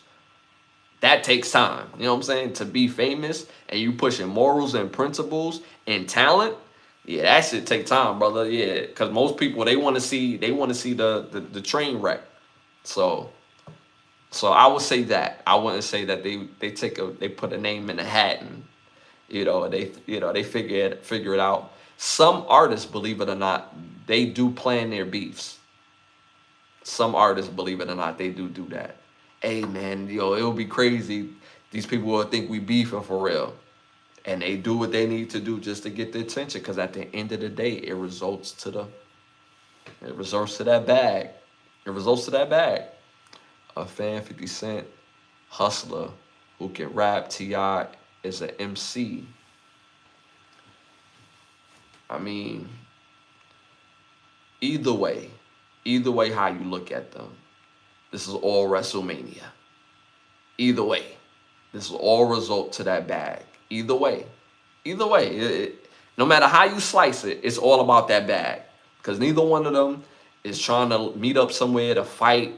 They look like idiots trying to do that. They both multi-millionaires. Like, what? It's about that money on. It's about that money on. T.I. is releasing music because, let's keep it real, and T.I. has music fever right now. He's been doing comedy for like the last 4 years, if I'm not mistaken.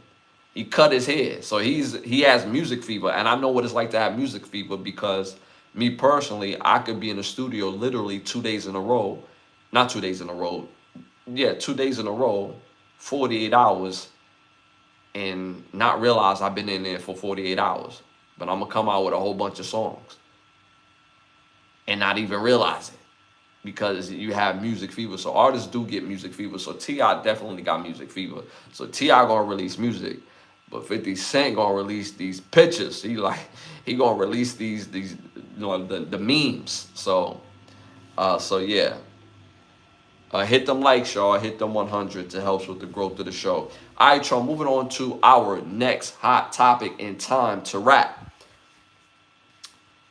Super producer Teddy Riley came out and said that he's never made any money off of the I believe is I believe is I can't think of how many times platinum this album is, but I believe this is probably 4 times platinum if I'm not mistaken. But super producer Teddy Riley has came out and said he's never made any money off of Keith Sweat's Make It Last Forever album. Make It Last Forever album. And for anybody that know Keith Sweat, he's been one of those R&B dudes that been bringing out fire music ever since he came out, right? Make It Last Forever, in my opinion, is his best album. Now, mind you, Keith Sweat has followed up Make It Last Forever with some terrific albums behind that. But that Teddy Riley sound with his vocals, it just works. And he said he's never received any money off of it. Also, Keith Sweat has also said that he's never made a royalty off of that album as well, which is kind of interesting, but not so interesting because that's just was standard practice back then in the 80s and early 90s on bad deals. So, and not controlling your music rights. So at the end of the day, this is very unfortunate, but to hear that one hasn't made any money who produced the album and the other who sung the album, it's like, damn, what type of deals that was y'all signing? But at the end of the day, like, we still have to respect their mistake so that way us as new artists or the artists that came behind them, we didn't make those mistakes. See what I'm saying? Like, we see the value in independence and understand that, and this always been my motto, I'd rather share 6 figures by myself than 7 figures with 20 people. I've always had that motto ever since the time I was going to sign my major label deal. And my lawyer asked me that question. He said, if you sign this deal, answer this question for me. Would you rather share 6 figures one way, or would you rather share 7 figures 20? I'm like, but damn, they got the power to make me famous though. You know what I'm saying? Because when you in your early 20s, that's a part of being an artist. You want to be famous. You want to get the respect and adulation. And labels know that. Especially those type of labels who are machines. And what people don't understand about a machine, it basically means it doesn't matter who does the job, meaning like management. They could put anybody there at management and it's going to go because they procured relationships that they can only get through the label. And they know artists want to be famous. They want to look successful. That used to be the thing back in the early 2000s, mid 2000s. A lot of my peers who was coming out around the same time I came out in 2008, they was like, yo, I'm about to get on. I'm about to be famous. We all wanted to be famous. But my lawyer asked me that question. He said, Ash, you have the ability to sell hardcore CDs. You've been selling hardcore CDs hand to hand in the streets of New York and other places that you go to. And you sold quite a few. Would you rather make 6 figures one way, or would you rather make 7 figures 20 ways and be famous?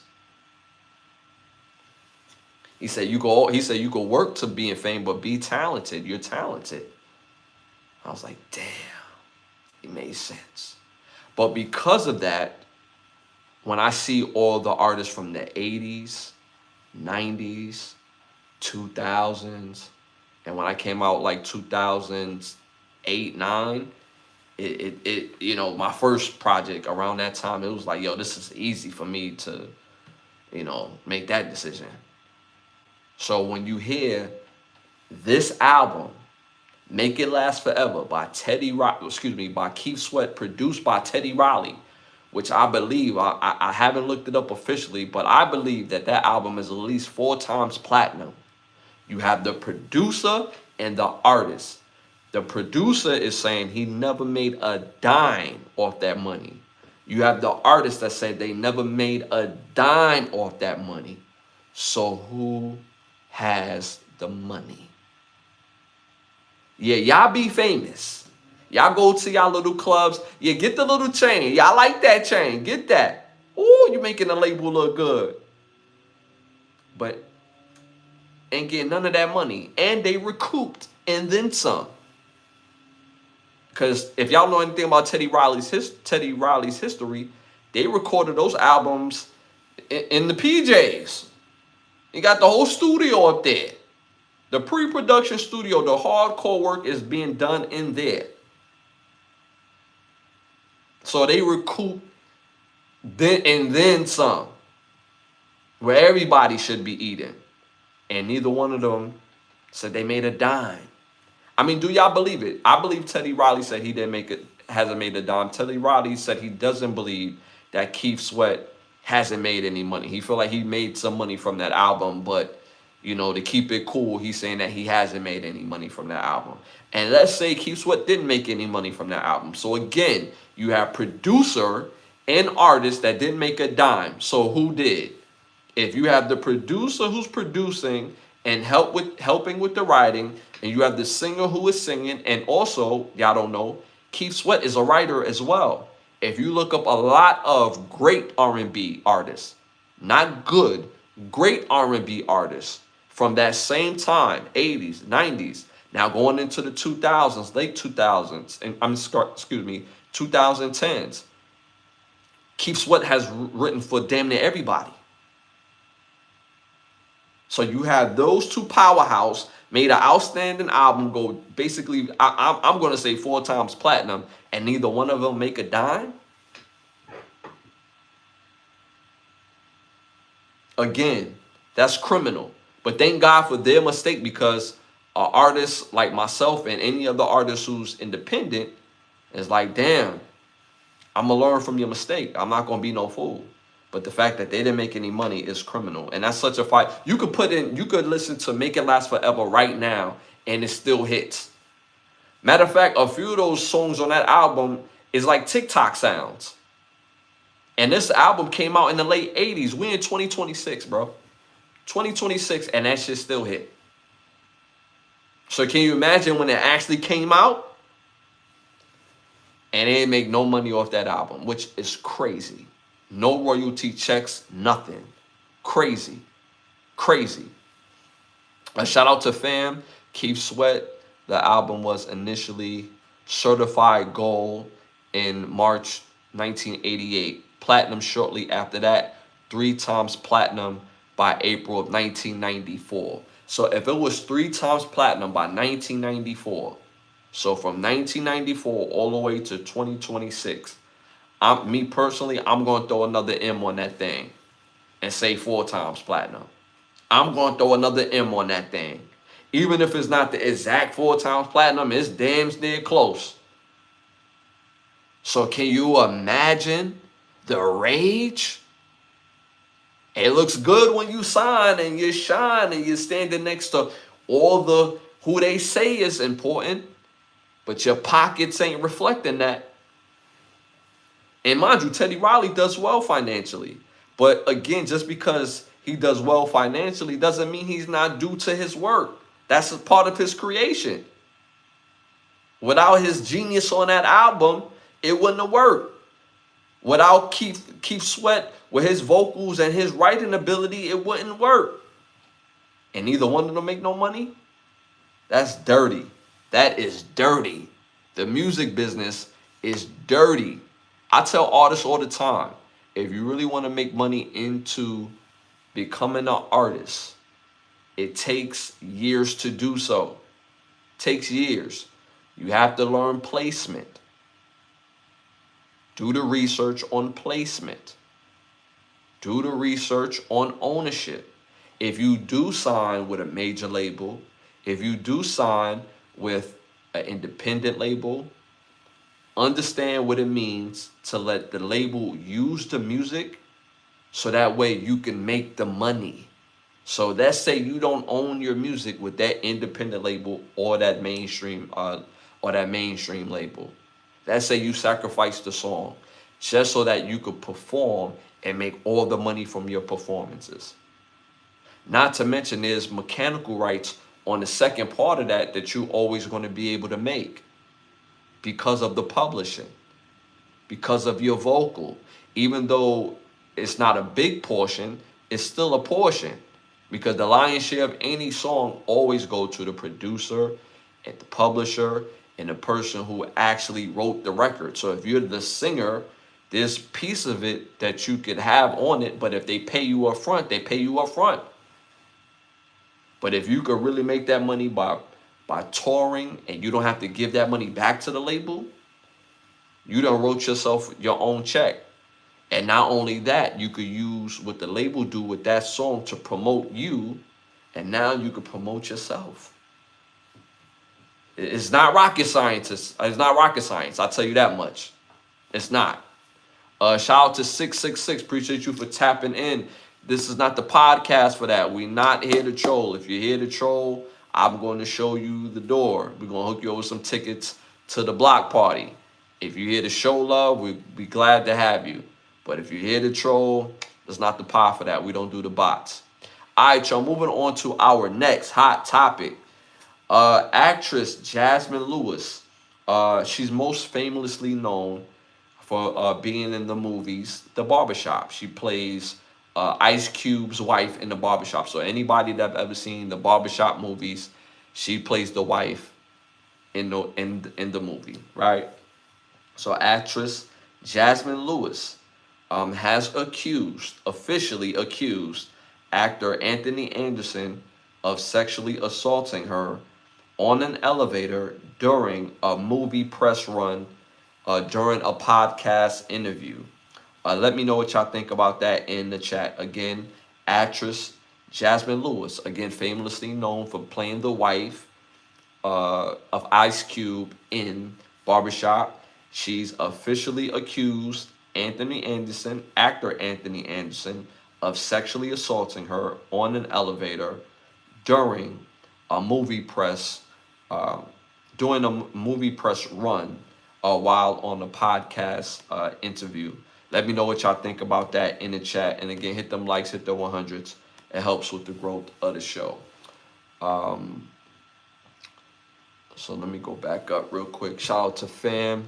Producer Teddy Riley, who co-produced the album, has publicly claimed that he only received $1,500 for his work on the project and did not receive the royalties he expected, leading to a long-standing rift. Right. Yeah, he was on the podcast and said he didn't get any money. He said he did his with Math Hoffa, and he said he didn't get any money. So the $1,500 could still be valid, but $1,500 4 times platinum, producer. You see what I'm saying? It still don't add up, right? So, which is crazy. But let me know what y'all think about that in the chat. Again, actress Jasmine Lewis, officially known from the Barbershop movies, that plays the wife of Ice Cube in all 3 Barbershop movies, has officially accused actor Anthony Anderson of sexually assaulting her on an elevator during a movie press run while on a podcast interview. Let me know what y'all think about that in the chat.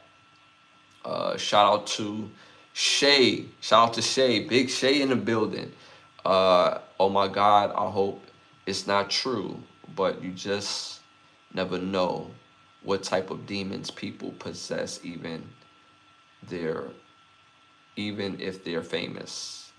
Shout out to Paul. Did she play on Martin as one of Cole's dates with the long hair, or was that another woman? Yeah, I don't think she was on Martin. She could have been in the background of Martin, but I don't remember her having a part, like a significant part on Martin. Like, I remember her from the Barbershop movies.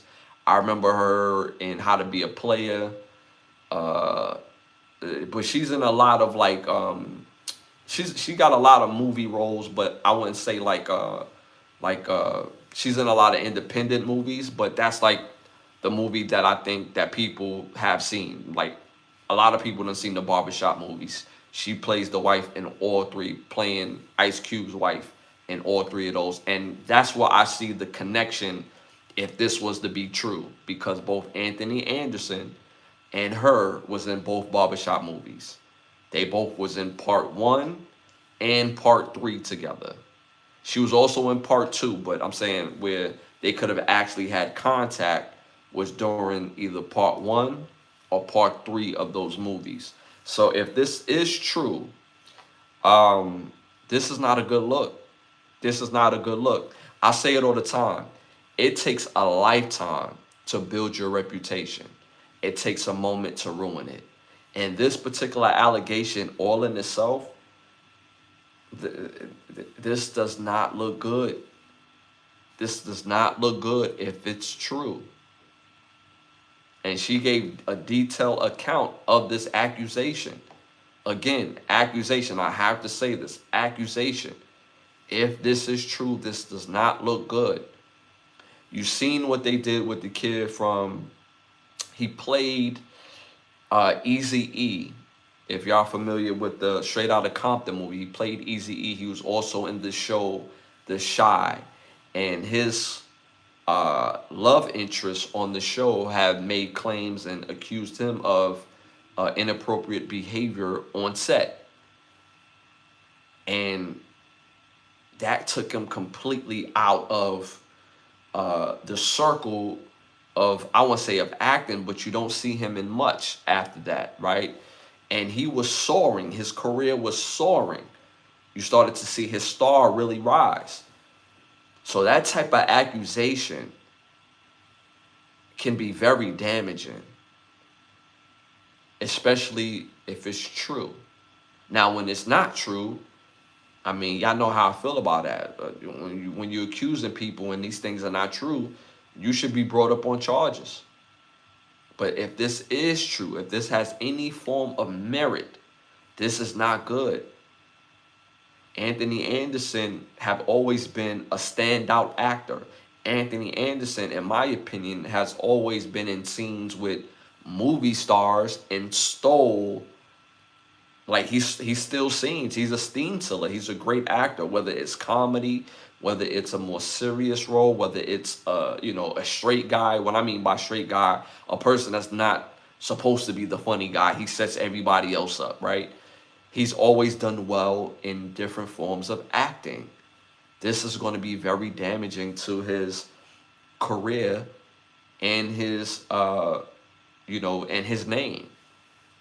I mean, he has a great show with the oh my God, what's the show with him and Tracy Ellis Ross, Blackish. That's a legendary show. He's been in legendary movies. So again, if this proves to be true, this will be very damaging to his career.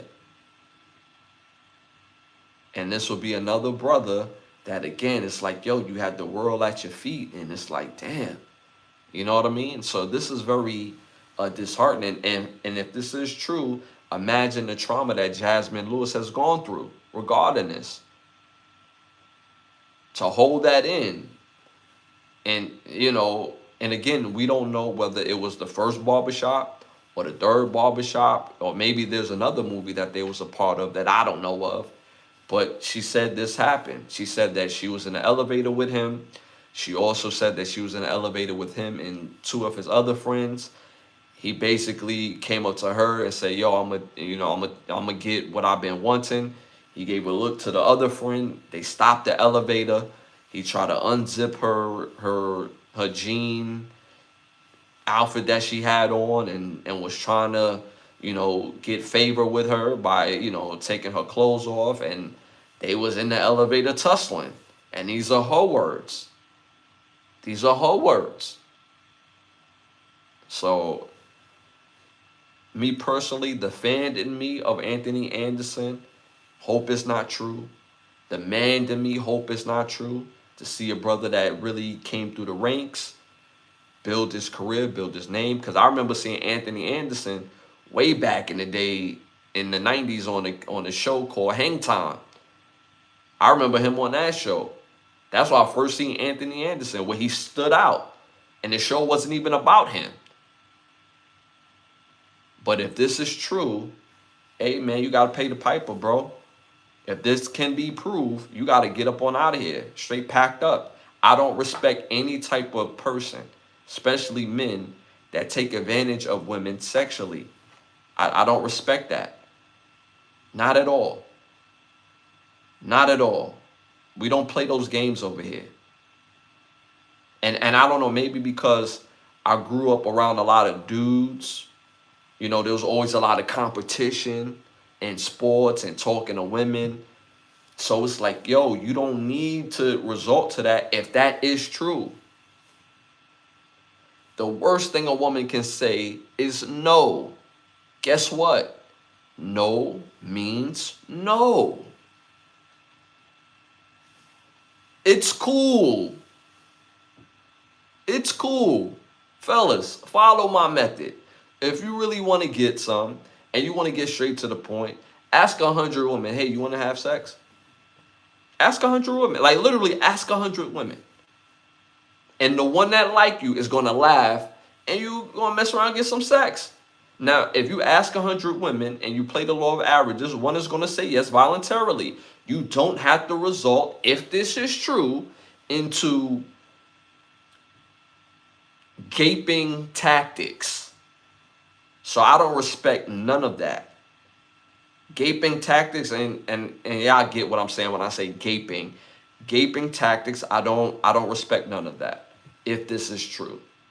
So this is her claim, and again, she has formally accused him of sexual assault. Not, you know, basically that he tried to, you know what I'm saying, you know, get it. And his particular friends, his two friends, was there in the elevator and they stopped the elevator.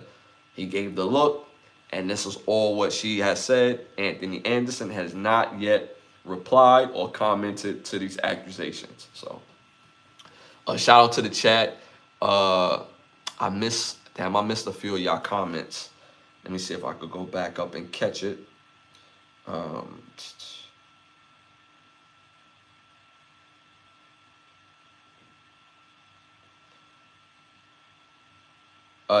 Okay, so I saw that one. She played on Martin as the guest on 2 episodes. I don't remember her on Martin at all, but I'm not disputing that. Okay, so some of those comments was redacted by YouTube, so I didn't get a chance to catch those comments. But yeah, she played on Martin as yeah. So I wouldn't be surprised if she was like in the background, but I don't remember her with any type of like speaking parts. But again, if you've seen the movie Barbershop, whether it's 1, 2, or 3, she plays Ice Cube's wife in that movie, and then she plays like a girlfriend in How to Be a Player. She plays like one of the girlfriends, but like I'm talking about like a role that you like really know her, not just like in passing, right? You know what I'm saying? Like I was in the movie Made in Manhattan, but my role was like it was in passing. You know what I'm saying? Y'all see my head. I was walking past Jennifer Lopez. I wasn't having no conversations with her. You know what I'm saying?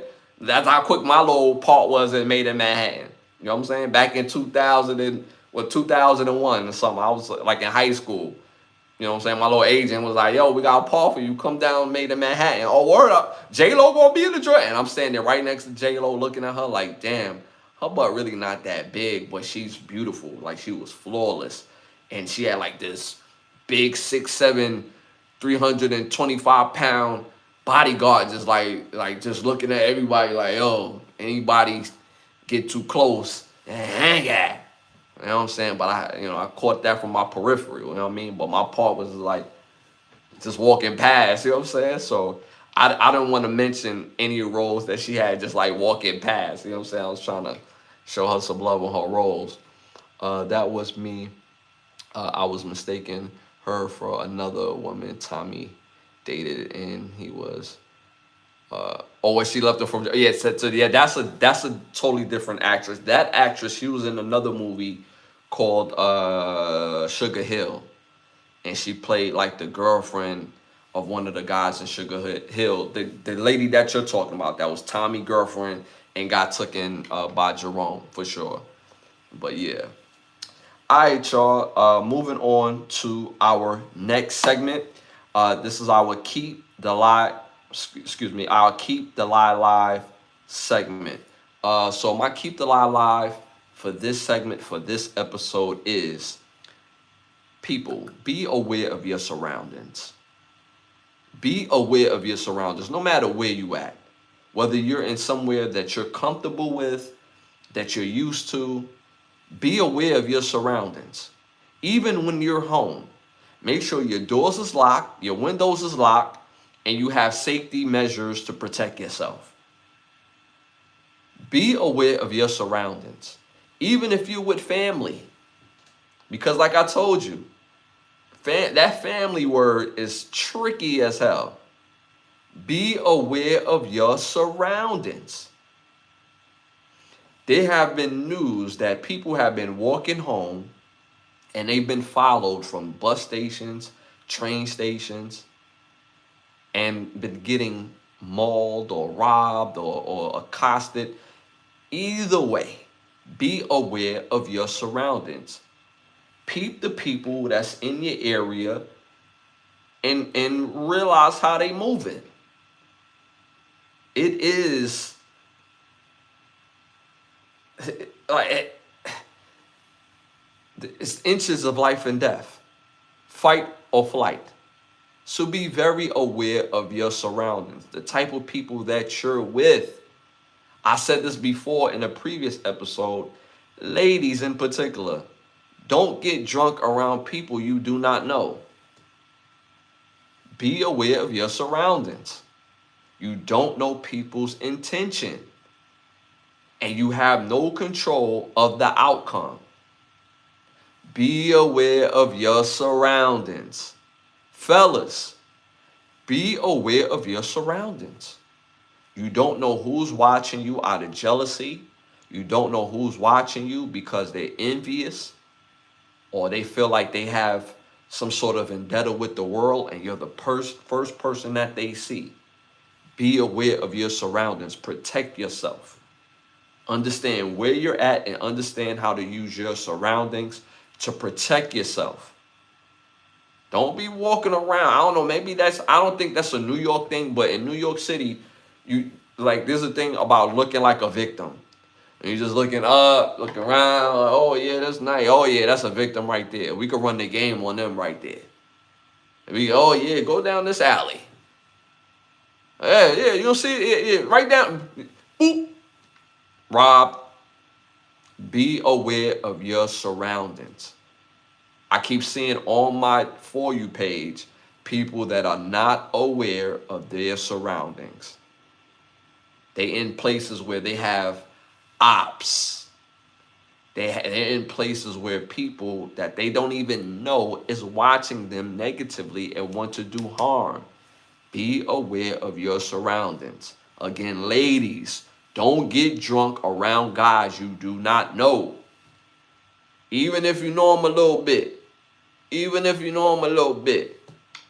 Unless you building a life with them, don't get drunk around them. I don't care if you know them for 10, 15 years. If you're not building a life with that man, if you're not drinking around a man that doesn't hold you accountable, don't drink around him. No matter how nice he is. Oh, Ted is nice. He's a nice guy. He'll never do something like that. You don't know what people would do when they feel like they can control the outcome. So again, be aware of your surroundings. And that's my Keep the Lie Alive for this episode. Shout out to the chat. I missed quite a few of the comments in the chat. Oh, we got Malu in the building. Shout out to Malu, one of our big badge holders and day ones. Appreciate Malu for tapping in. You already know, Malu. Hit them likes, hit the 100s. It helps with the growth of the show. Shout out to Malu, man. Got Malu in the building, fam. Jasmine Lewis appeared on the sitcom of Martin, 1994. Specifically, episode titled "The Closer I Get to You." She played the character named Pina. Oh, Pina Colada. Okay, so with Nipsey, because I'm a big Martin fan. So when Nipsey was like, "Yay, Martin, you right, it does take two to tango, me, Pina, and Colada." Yeah, but you know what I'm saying? You making my point. I didn't want to mention a role that she played where it's like background. You know what I'm saying? Like, that's why I brought up Made in Manhattan for me. Like, I was in Made in Manhattan. You know what I'm saying? But my role was just like, I was walking past the joint. I was walking past, you know what I'm saying? Jennifer Lopez. I didn't have no lines. She didn't have no lines. She just got the snap. She was Pina and Colada. You know what I'm saying? I didn't want to do her like that. So that's why I keep mentioning the barbershop where she plays Ice Cube's wife in all three barbershops. Uh, Shout out to Jason in the building. Appreciate you for tapping in. My brother hit them likes, hit the 100s. Nicer Smooth. What happened to CL Smooth? Shout out to fam. I don't go nowhere if I can't make money. If I can't money, that's why I stay home. I don't blame you. I don't blame you. Bro, I don't blame you. Me personally, I'm a vibe type person. I'm very vibey. I don't know, maybe it's because of my sign. I'm a water sign. I'm a Cancer. When I'm up to going out, oh, I'm going to go out. And I'm going to have me a good old time. I'm going to be the life of the party in the junk. You know what I'm saying? But if I don't want to go out, I ain't going out. Ain't nobody could get me out. So I'm like a vibe. If I feel it, I'm going to rock with it. If I don't feel like going out, I'm cool. Club Scorpio in my crib, you know what I'm saying? All in my house, you know what I'm saying? I'm cool just staying home. I don't drink alcohol. Shout out to Malo, she don't drink that alcohol. Don't go nowhere, fam. Home is good. She said, fam, home is good. Home is real good, you know what I'm saying? I have a whole good time at home. Me personally, when I have dates, you know what I'm saying? When I have dates with the ladies, you know what I'm saying? Like, yo, you know what I'm saying? Come on over. You know what I'm saying? I don't really want to go out like that. You know what I mean? Me personally. That's when I have a little company, you know what I'm saying? Every now and again, you know what I'm saying? Every now and again. Nothing crazy. Shout out to my dog. My dog Tom in the building. Shout out to Tom in the building. No pork, no alcohol, no gambling, no drugs. But I love the women. I feel you on that, man. The women can be a drug, bro. I tell you that for sure. It can be a drug. You know what I'm saying? It can be a drug. Gambling is also very addictive. People don't realize how addicting gambling is. Gambling is a real addiction, y'all. That's a real addiction. You get caught up into having the action of it.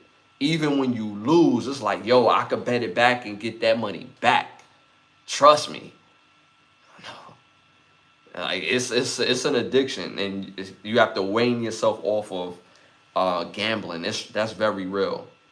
I love pina and colada, but I don't need no room in mine though. I love that taste. Fam, you can do whatever you like at home. I got my bar at home. If I get too drunk, I know I'm home. I'm safe. Gambling is dangerous. You know what's something crazy in my upbringing, right? My father, he had a bar in the house, which is crazy. And I think that's probably one of the reasons why I never took a drink until I like really became an adult for real. Like until like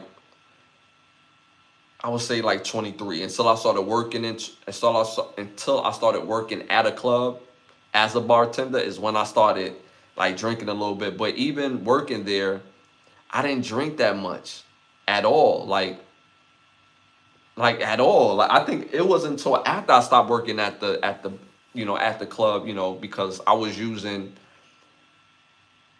bartending as a way to fund my music at the time. And then when it became somewhat successful, it was like deuce the bartending and I was just on my music. So so yeah, I don't think I really started like drinking until my music, but I haven't had a drink in years now. In years. I gotta show y'all a picture one day when I was about 240 pounds and I had stopped working out, and then like the picture, the after, but some of that was drinking though. Yeah. So all that could be a drug. Anything could be addicting. Anything could be addicting if you let it be, if you let it fester.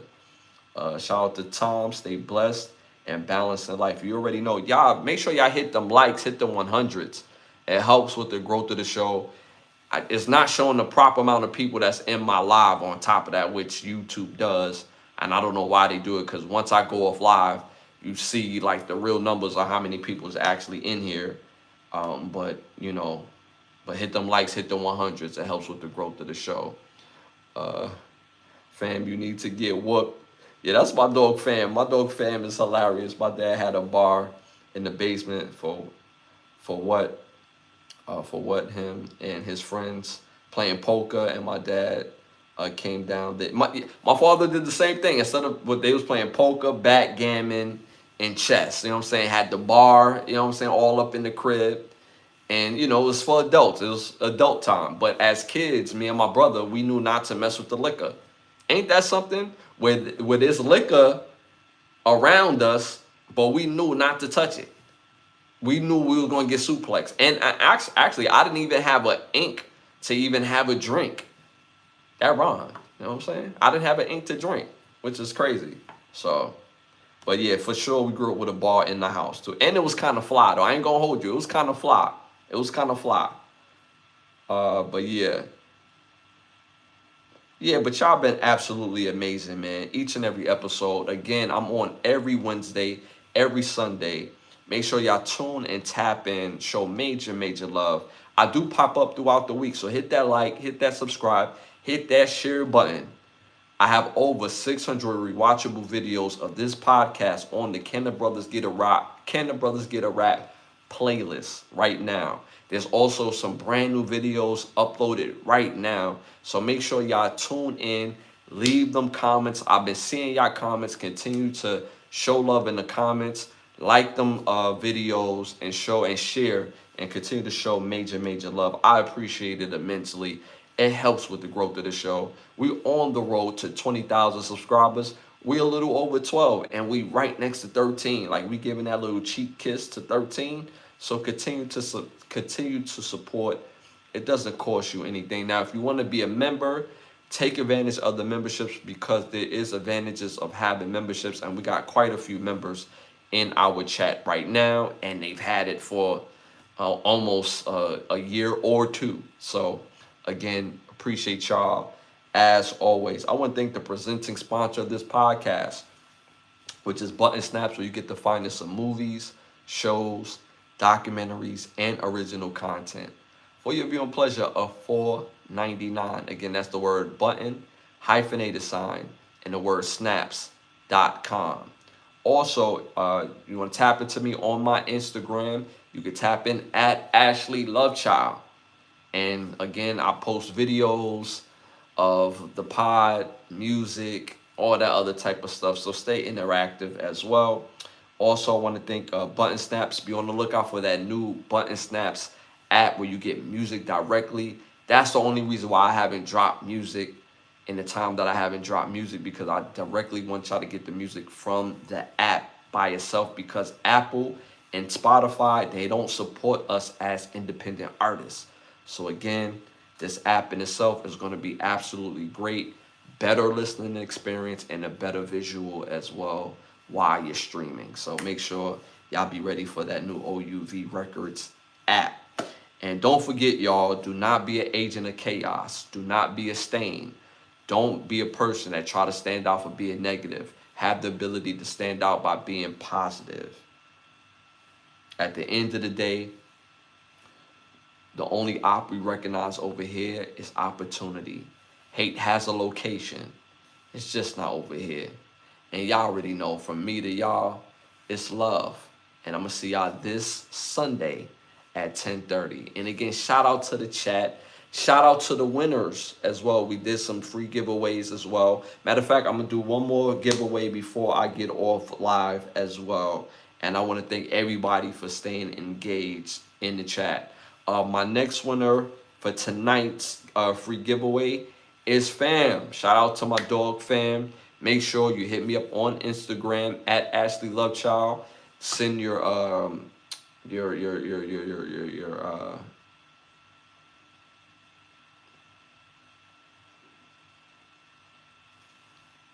email and mailing address, and we're gonna send you some merch. So what else that we have from my dog Fam? Okay, okay, okay.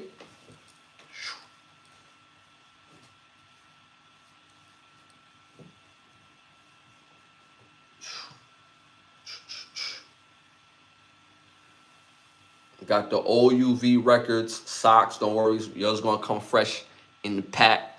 But you get the OUV Records navy blue socks. You can rock them with your JOs, your Filas, or whatever you rock on your feet, your Nikes. These are a good time. I'll be shutting them all down with these right here. You know what I'm saying? Plus, I live in Florida though, so I'll be killing them with these. But you know what I'm saying? You get your OUV Records socks. So again, hit me up on the Instagram. Send your email address and mailing address, and as well as Sarah. She also was the winner of a T-shirt as well. So make sure y'all hit me up. It's nothing but love. I will see y'all this Sunday at 10:30. And again, tap into those videos. Leave them comments on them videos. And it's love. And I'm going to see y'all again. I'm out.